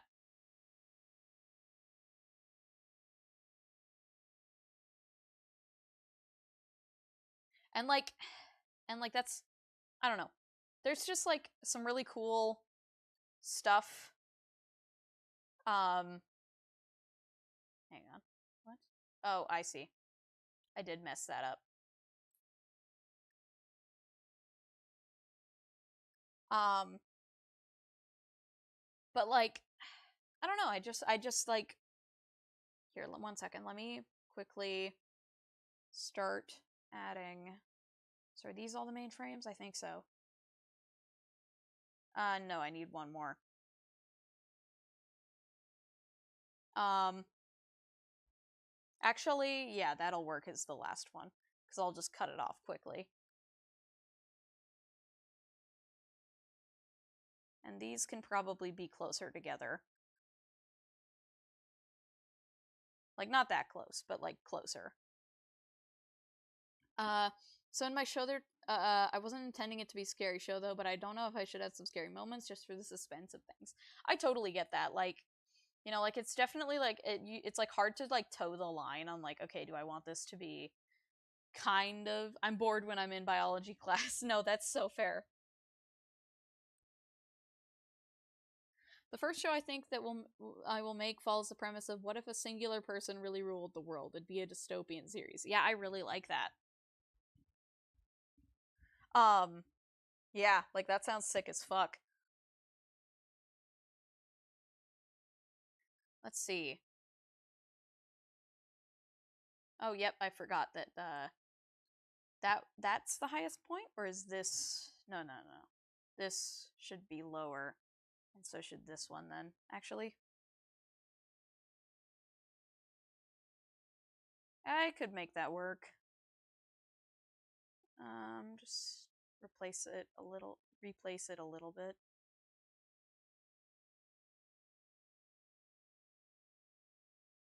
Um, yeah, like that's super interesting, Vac. Um, Here, 1 second, I gotta cough.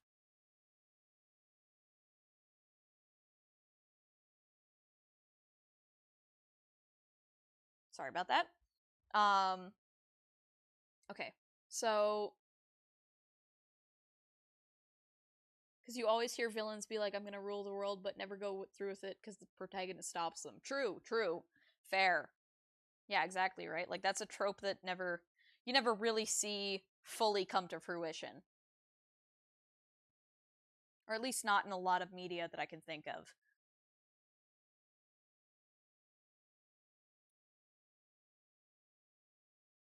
Like, for some media, it's like, like, I don't know. I just think there's... Here, hang on. I think I'm gonna make this higher, even.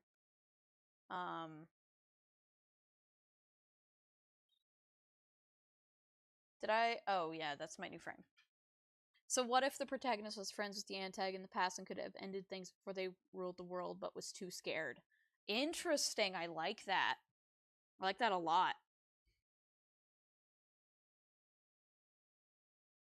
Yeah, I really like that back. Excuse me.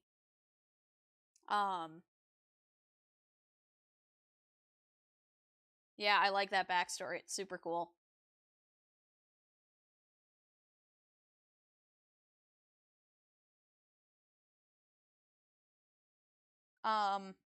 Let's see. So, oh my god. Okay. So, um, like I think that like, oh, hang on. There we go. That's not what I meant to do.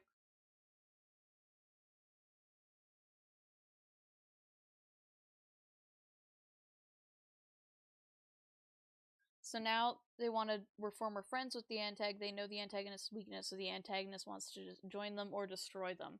I like that. I like that a lot. That's super cool, Vac.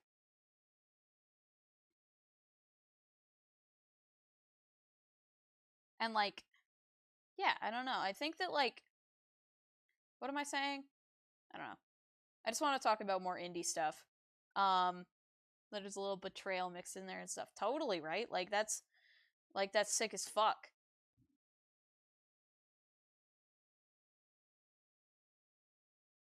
Oh, I fucked it. I fucked it up. Hang on. This needs to be higher. The show, like, here, let's see. And this character is animated on 3s.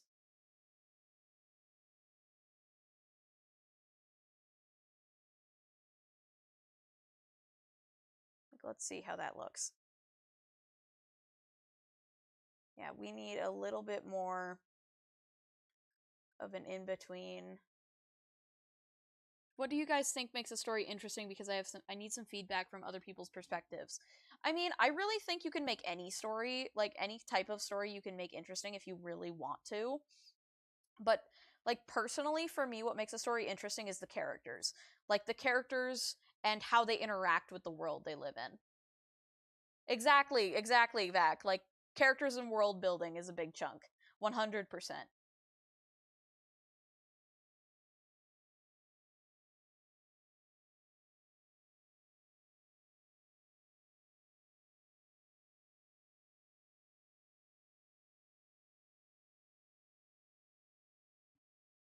Okay, noting thing. Okay, noting things down. Like that's the thing is like I don't know. Like and like I think that something that definitely makes a world more interesting and like a show more interesting in my opinion is when there feels like there's stake. Like specifically like maybe like like it's a show where like there's like like murder drones where it's like oh yeah death is not really a crazy thing like yeah like it's just kind of a comedic thing sometimes. But like like there's how do I word it? Um like in Murder Drones, a good chunk of the time, a lot of the death is treated as like, oh yeah, funny, silly, like, oh my goodness. But that it works because part of the reason the show is so funny is because it's like middle school angst kind of, and I love that about it.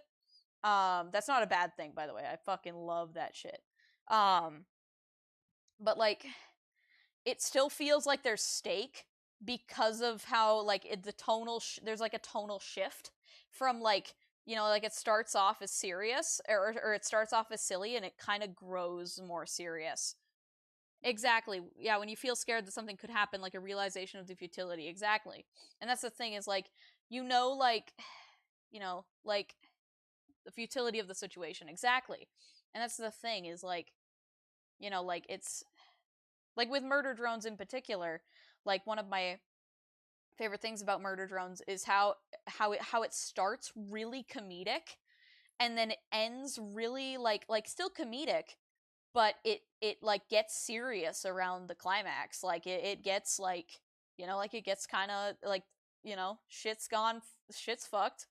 Nobody's, like shit's fucked. There's congratulations, shit is fucked. Like it's like you learn a lot of like scary things about the world, that are scary to us humans at least. Um, and I think that like it's good when there's stake. But even when the show is not like a super serious show, it still feels like there's stake. Like for example, in Digital Circus, where there's like it still feels like there's stake in these characters and not like and like not wanting them to abstract, but it is still like a pretty silly show.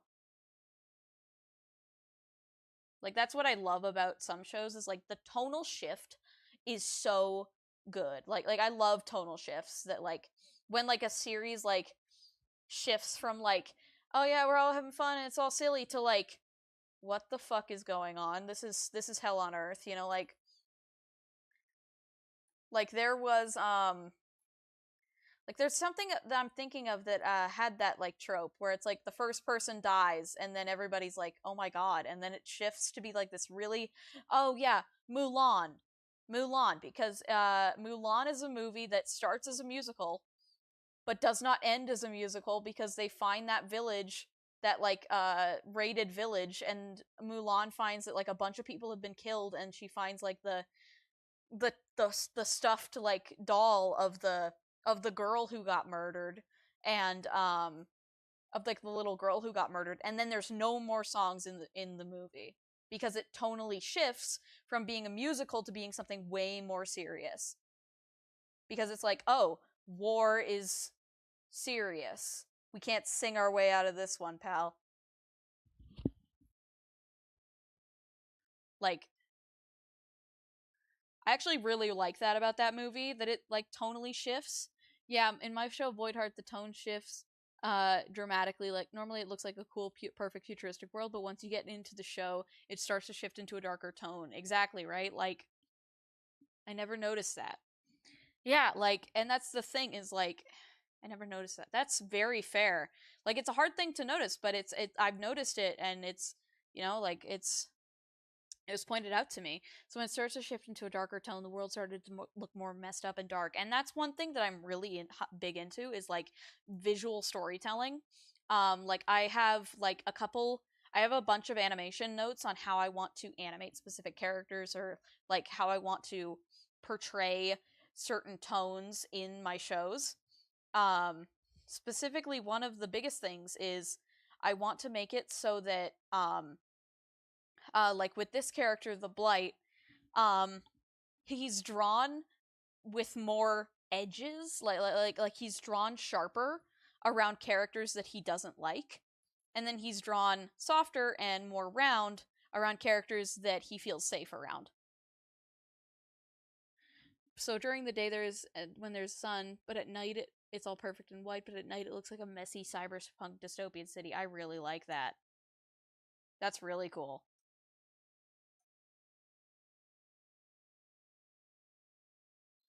And like that's the thing is like, like it's like I love visual storytelling. Like another thing about this character, the Blight is animated on threes. Most of the characters in my show are going to be animated on twos, with the exception of a few. but two specific characters are going to be animated on threes. And that is the main villain is animated on threes, and the Blight is animated on threes. Just to give them that inhuman, like, fucked up look. Kind of like Spider-Man Into the Spider-Verse when Miles Morales was animated at a different FPS than the rest of the movie. Exactly. I'm kind of using the frames per second as a way to communicate, like, something's wrong here. Something's wrong. Something is, like, I'm trying to use it to, like, tap into, like, that human, like, nature of, like, oh god, something's up here. At the beginning of Until He Gains Confidence, it takes on the role of Spider-Man. Exactly. At the beginning of the dystopian show, its OG name was Twisted World. We don't see much of the Antag because the protagonist has tried to hide the fact they know him. That's really cool visual animation. Yeah, thank you. Like, thank you. I want to invoke, like, that primal feeling of, like, the uncanny valley. Like, something's up, something's wrong. Also, that's really cool, Vac. Like, we don't see much of him because it's like visual storytelling. You don't see much of him because the protagonist is literally trying to write him out of his life. Like, write him out of their life. And, and then you learn, like, that, like, they know each other, and then maybe the protagonist or the antagonist starts appearing more and more, or maybe even you could make it so, like, obviously this is just a suggestion, but you could make it so that as the protagonist has to grapple with the reality of the fact they do know him and know him well, the more, like, they have, like, a lot of, like, like, they see him and like other people around them. They see, like, like he's appearing more in the show. He appears more in like he appears more in, like, the promotional art, because he's meant to be, like, suddenly he's coming back up in the protagonist's mind, and he has to grapple, and the protagonist has to grapple with the fact that they know him. My three shows work like this. Yes, please tell. Okay, so I'm just gonna quickly, that is out of the frame.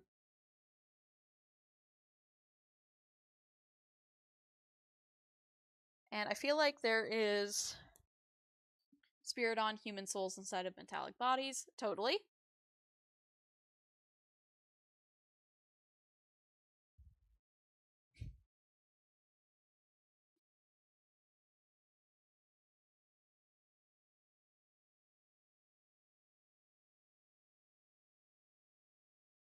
Oh, I'm on 12 frames per second. No wonder it looks weird. Okay, hang on.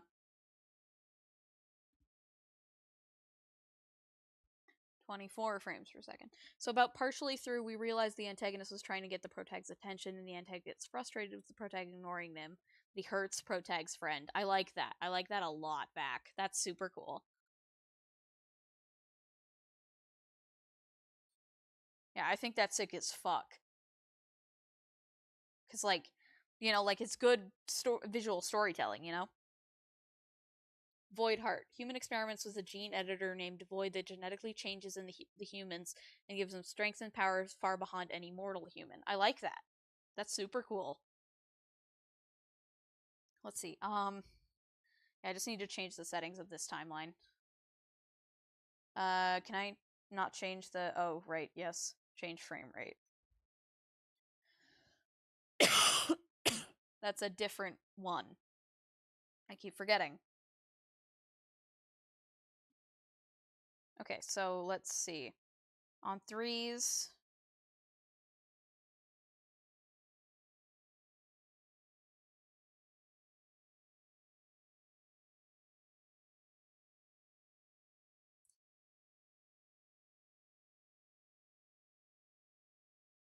And, like, that's, like, I don't know, I just think there's, like, a lot of ways to tell, like, the Chaos Division, a team that specializes with dealing universal anomalies and stop them before they cause too many disruptions in reality. I really like that. That's a super cool idea.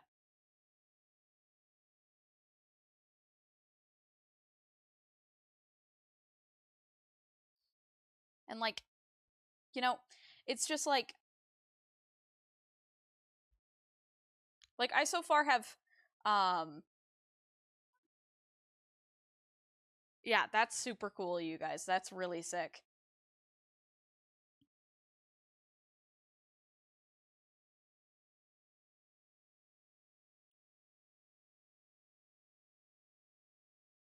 You know, like, and like one of the ways that I'm planning on like visually storytelling, like visually telling part of the story in Unseen is there's going to be a lot of like at the start, um there's going to be a lot more like I don't know how to word it, but like there's going to be a lot of like images of the Sears sigil, which is like the like the sigil of the leader of Riversbeak. Um and oops. And it's interesting because it's like I don't know, it's just there's a lot that like there's going to be a lot of the Sears sigil in the start, and as it slowly it'll slowly shift to be more about star symbols, which will come in which will become important later.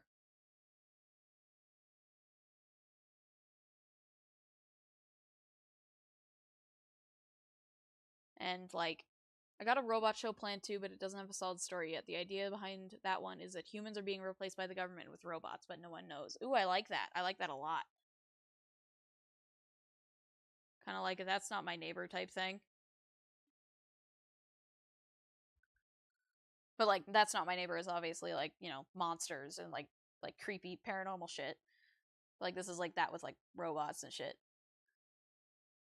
Because they're also lifelike because they're so lifelike and they change people into robots really slowly. I really like that. Spiridon is the first show I've ever made, actually. Oh, cool. That's super cool. Yeah, like that's sick as fuck. Um yeah, where it's kind of like they're changing. It's like yeah, something's off about that. Something's off about Gary, guys. I don't think he's or not That's Not My Neighbor. What is it? No, I'm Not a Human. Yeah, No, I'm Not a Human. That's what I'm talking about. Where it's like something's off with them. Something's off with them, but in No, I'm Not a Human, they're actually like paranormal creatures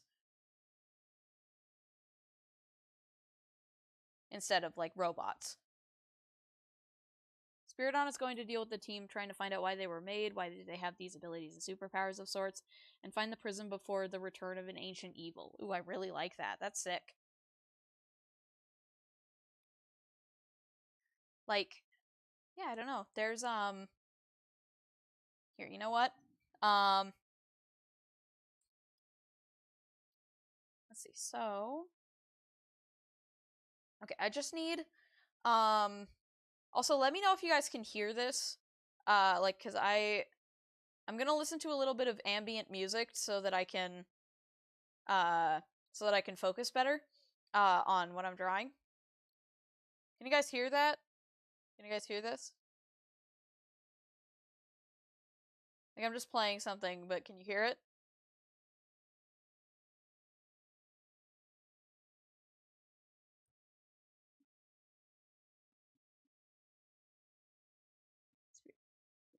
Yeah, because the prism is the only thing that can rid of corruption in any vessel who's been infected. No, not really. Okay, just let me know. Just let me know because I don't like it's. I'm not gonna play it on the stream because I don't want it to like distract or anything. So I'm just kind of you know gonna play it to just kind of make myself focus in. Um Okay, thank you guys. Thank you guys. No, okay, bet. Um okay, so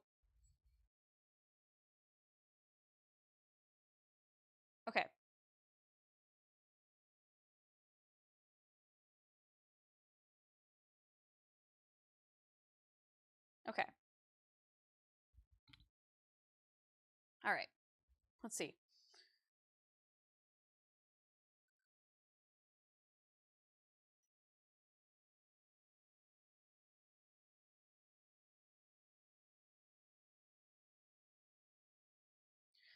Okay. I think I want this hand to be more like that. And then this stays like that. Oh, right, also the Vessels is the name of the human souls who were put in a mechanical body. I made one of the characters for the robot show back with my old Legend of Zelda characters back in 2015. The characters got separated from the cast because I don't think robots are in medieval times. Fair enough.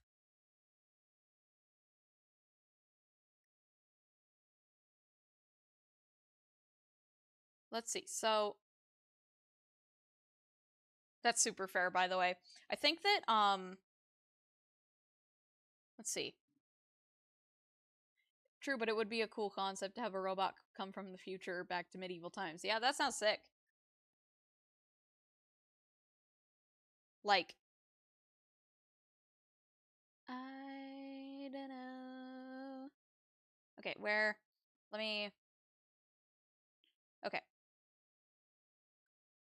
Um.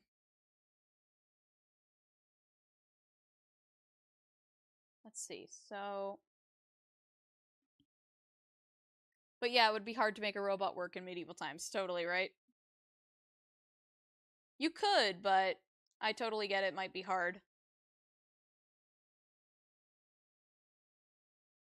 I don't want to do time travel with it because it would be very hit or miss in shows. Very fair. I get that.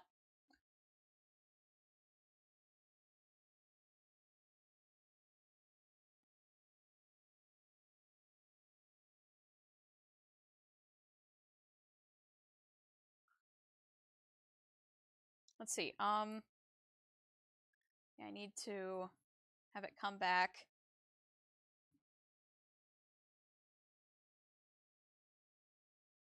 Let's see. Yeah, that's why I said it would be hard to make it work. But yeah, fair. Totally, right? Like, yeah. Um, let's see. I'm gonna grab this.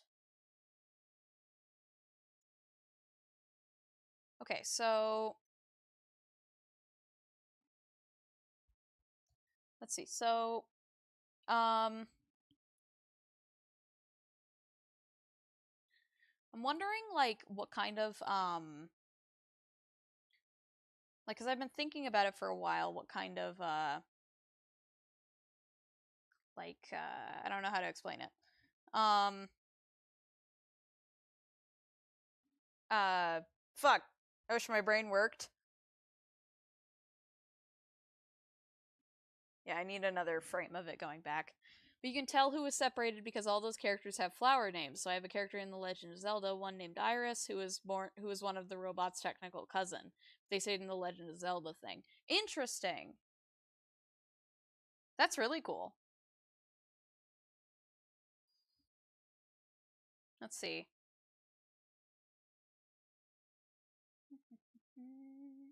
Let's see. So, I feel like, but the others, Lily, Daisy, and Rose, all went to the robot world. Fair. I totally get that. That's super cool. Like, yeah, and that's the thing, right? Is like, characters and stories change a lot of the time. And that's like sick as fuck to me. Actually, I moved a character from Spirit on into Void Heart. That's super fair. Let's see. Because it worked better there. Oh yeah, totally. I've done that before. I've been like, I don't really like this character here, so I'm just gonna move them. Like, they work better here, so.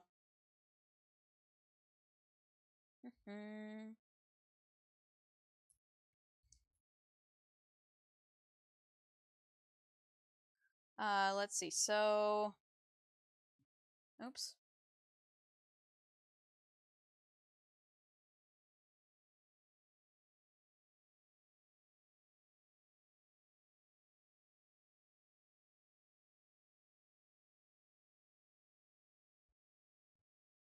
Yeah. I think I've recognized the issue.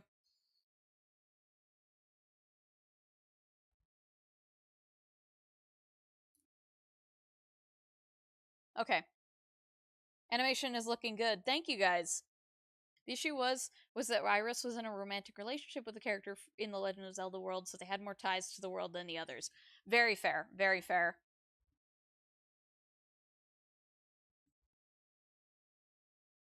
That's super fair, yeah.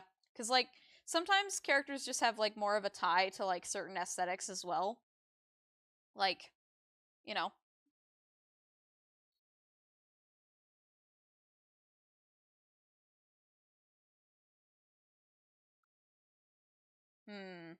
I don't know about this.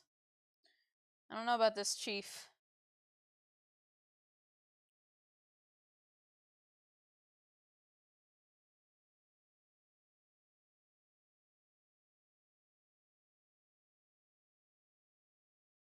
So that's 3. Yeah, so it doesn't need to be exactly that distance. So, and, like, I don't know. I think, like, what was I gonna say? A lot changed, didn't it? Yep, totally right. Like, shit changes a lot.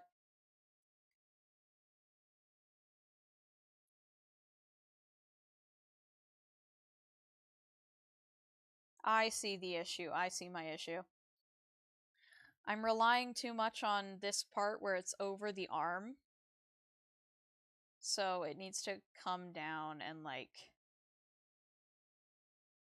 it needs to, like, visibly change with the arm.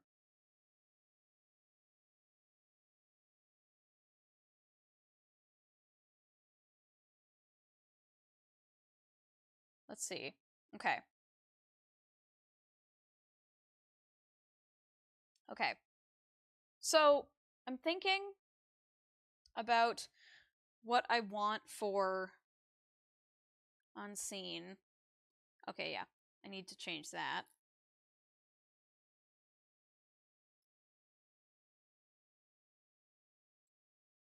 Okay.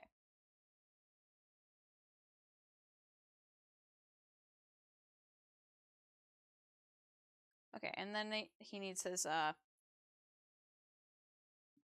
cuts in his veil thing. Okay, let's see. Okay. Yeah.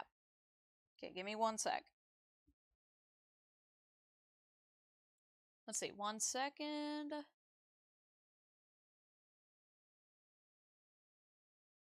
see. So, oh, hang on. What's this?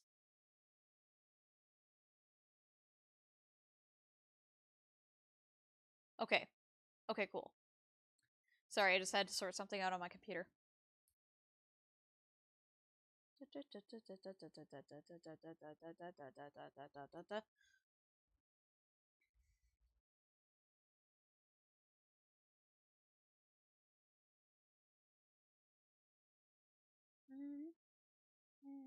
And I think I'm gonna make him more in the scene, like more visibly in the scene, because I like that idea, I think.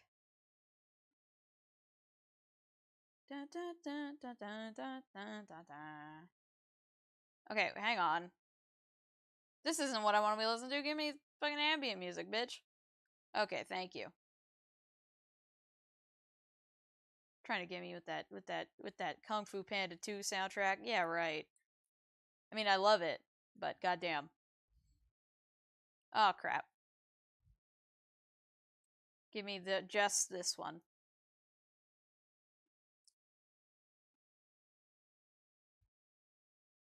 Let's see.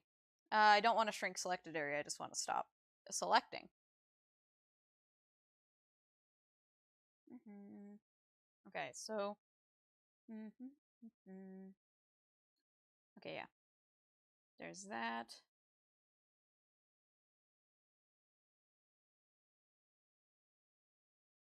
There's that. Oh, right, about my robot world. So there would be 2 protags, 1 human, 1 robot. Basically, the only reason we find out Lily is a robot is because she hurts herself really bad and wires get exposed. I liked the episode. Oh, I like that. I like that a lot. Yeah, I like that back. That's super cool.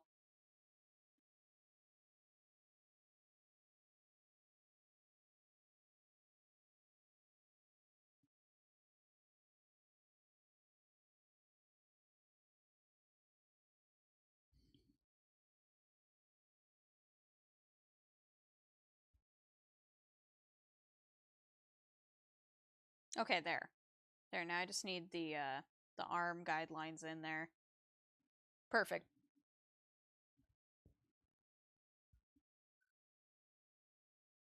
And that needs to be fixed. So I think I'm going to go right here. Because this needs to still be out a bit.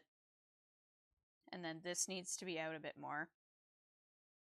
And then this needs to be like this.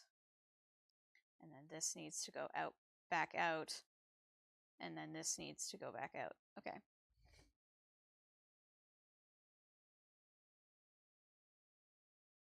And you know what? I'm going to, for that last frame, make it like this. A big bombshell in Spiridon is as the team finds out that there's a spy amongst them, so they try to figure out who the spy is, but the spy has gotten attached to his team, so they no longer want to betray all of them. I like that. That's super sick.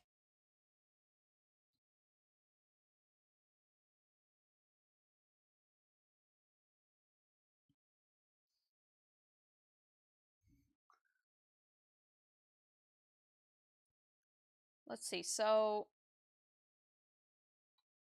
And then I want to have a frame where he's like...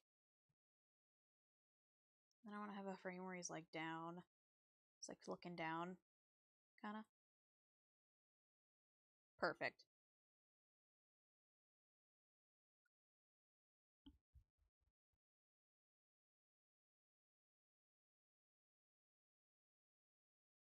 Okay. I think that,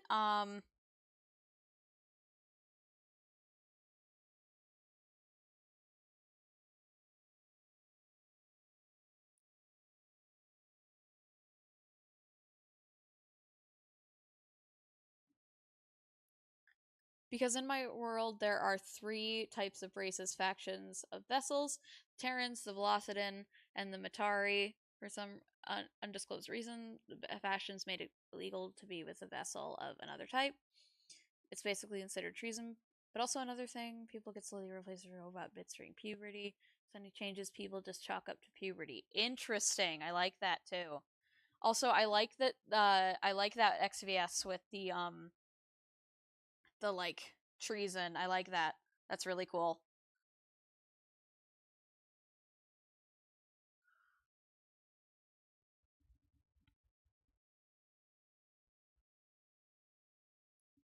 And I'm gonna make one more frame where it's like coming down.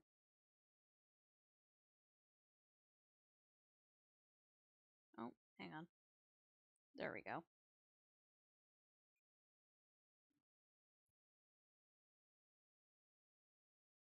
Okay, perfect. Okay. So I'm wondering like what kind of what's your guys' favorite tropes in shows?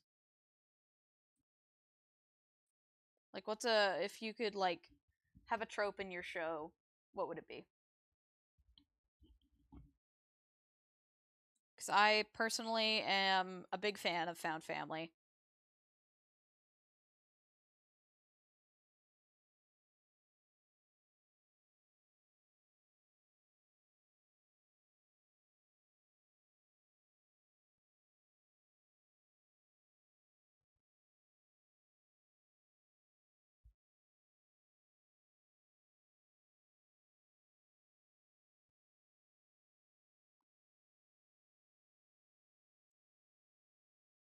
And I think I can delete this one because this one's too...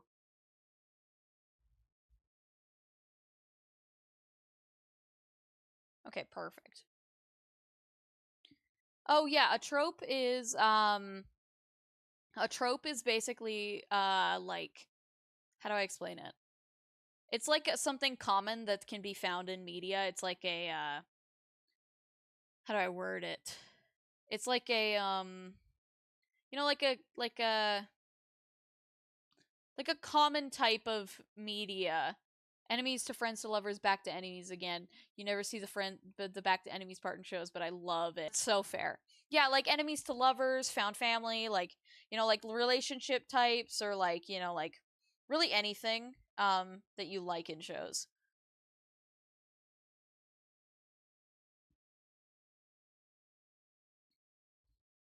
Let's see. So, oh, whoops.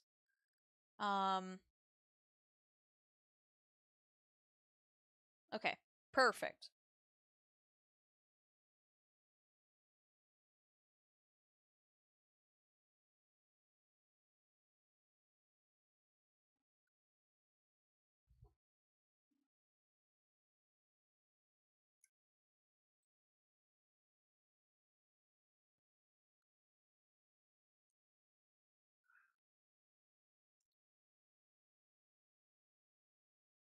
I think it'd be better if I just made it like, yeah, found family, healing from wounds, both emotional, physical, and found group of misfits. I agree, 100%. I love found family and that stuff. Like, I love that shit. Shit's so good.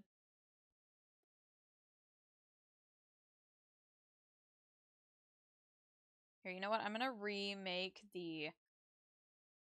I could care less for enemies to lovers to friend, but when it goes back, I love it because it's typically betrayal. I love betrayal in media. Totally right. Betrayal's super sick in media.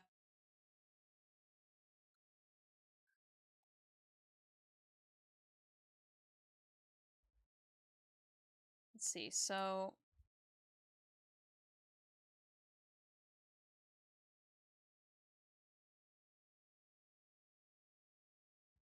and then I have a couple more things to fix about this.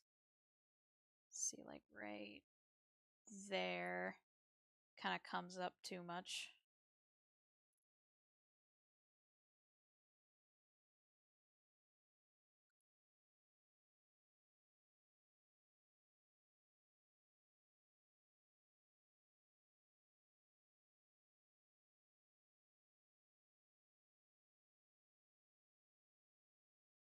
Here, let's maybe try this. And maybe enemies to lovers type, or even villains to helpers. Fair. Very fair.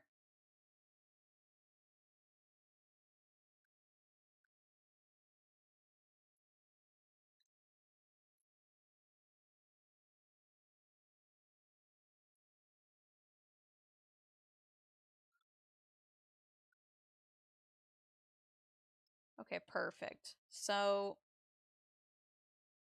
I do like found family group of misfits, but I think now it's a little overused in a lot. And it's true a lot of times misfits are together, but it's used too much now. Fair enough. Fair enough. That's why I like found adoptive family, like where it's like the literal structure of an actual family. Um like where it's like, you got like a parent and a and some kids. I find that really fun. I find that fun.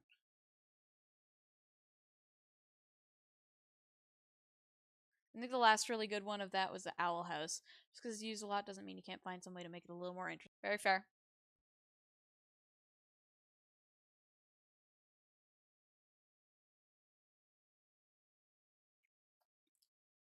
Let's see. Oh, whoops.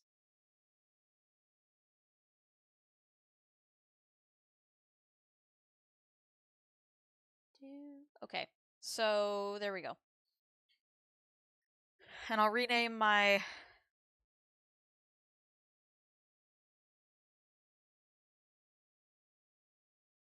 I see. Okay. I fucked up. Okay.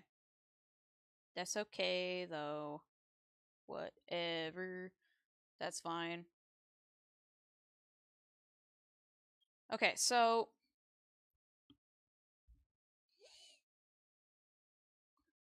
It's mainly a lot of.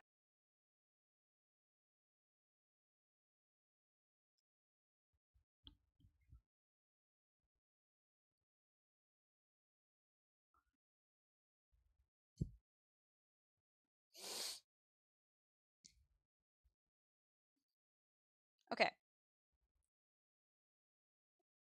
Oh, thank you guys. Thank you guys. I'm glad you guys like it so far. Let's see. And I'll add the scratches on his face another later, but for now I just want to get the basis of this animation out. So I'm gonna actually move all of this up over here because I want it to let's see, maybe 3 seconds, 3.5 seconds. Yeah, okay, let's do it. And then I'm gonna add another one. And then this is where where Rulin is. And it's gonna be a moment from the script. From the script draft I'm working on of Unseen, of the first episode of Unseen. Let's see. So Rulin's gonna be like here. One sec.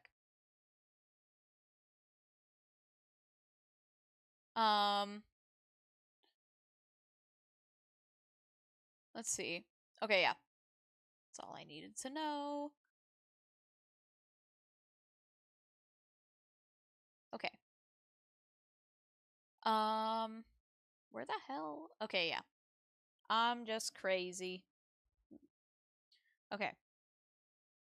Okay, so Rulin, looking away from the blight, so that would be, yeah, because the blight is over here and turns this way, then looking away would be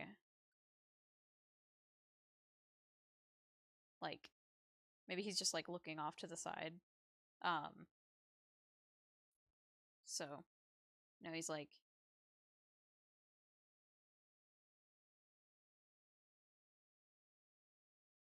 there we go, perfect. Okay, there's his eyebrow. Where's, yeah, I just needed his face for a second so I could take a look at it.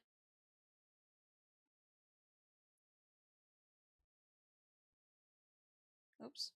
That's not what I meant to do.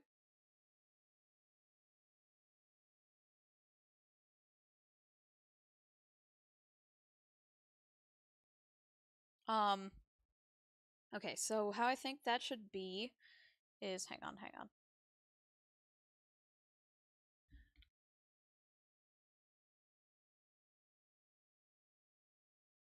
I struggled to find my art program there for a minute. I was like, where? Jesus. Also, sorry I haven't been talking. I mean, I have been, but, you know.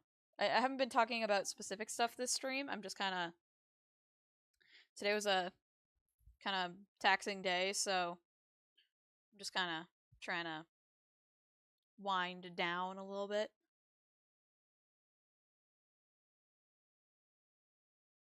Let's see. So there's... Yeah, that's fine. Don't worry about it. Okay. That's fair. Let's see. So I feel like don't worry about it. Okay. Thank you guys. Okay, it looks like he's cross-eyed now, but I can fix that. And he should be looking further away, like he's not looking at the blight at all.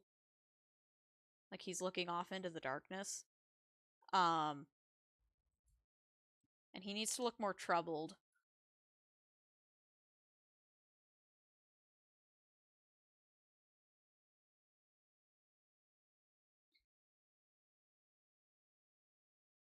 Let's see. Okay. Or do you just is it like you sleep during the day so you can stream longer at night? How do you get ready for streams? Do you just stay awake for like 17 hours straight? Mostly the second option. I just kind of stay awake for as long as I can.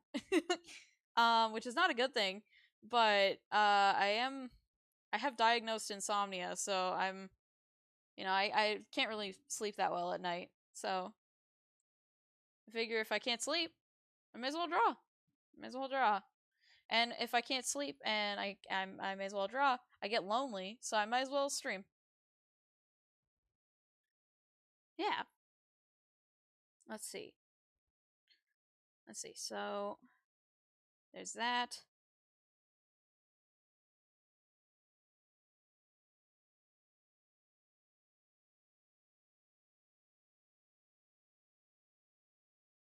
So, okay. Something looks off about Rulin's face, but that's fine. This is just a sketch stage.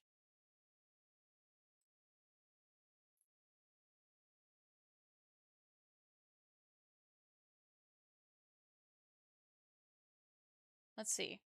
Okay, so there we go. Here, give me 1 second. I'll be right back.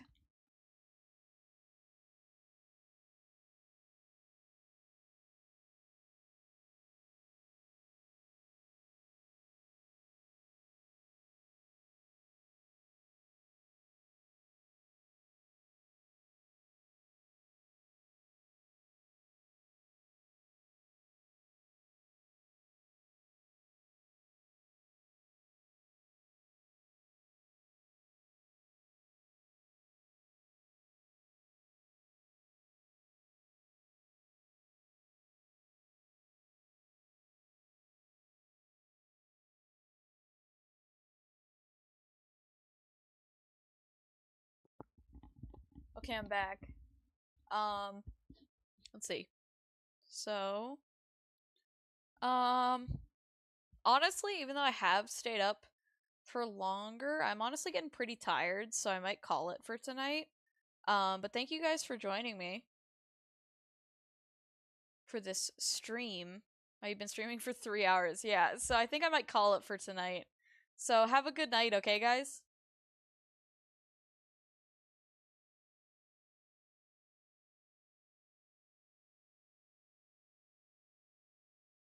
Let's see. I think I might call it for tonight. Here, let me check something.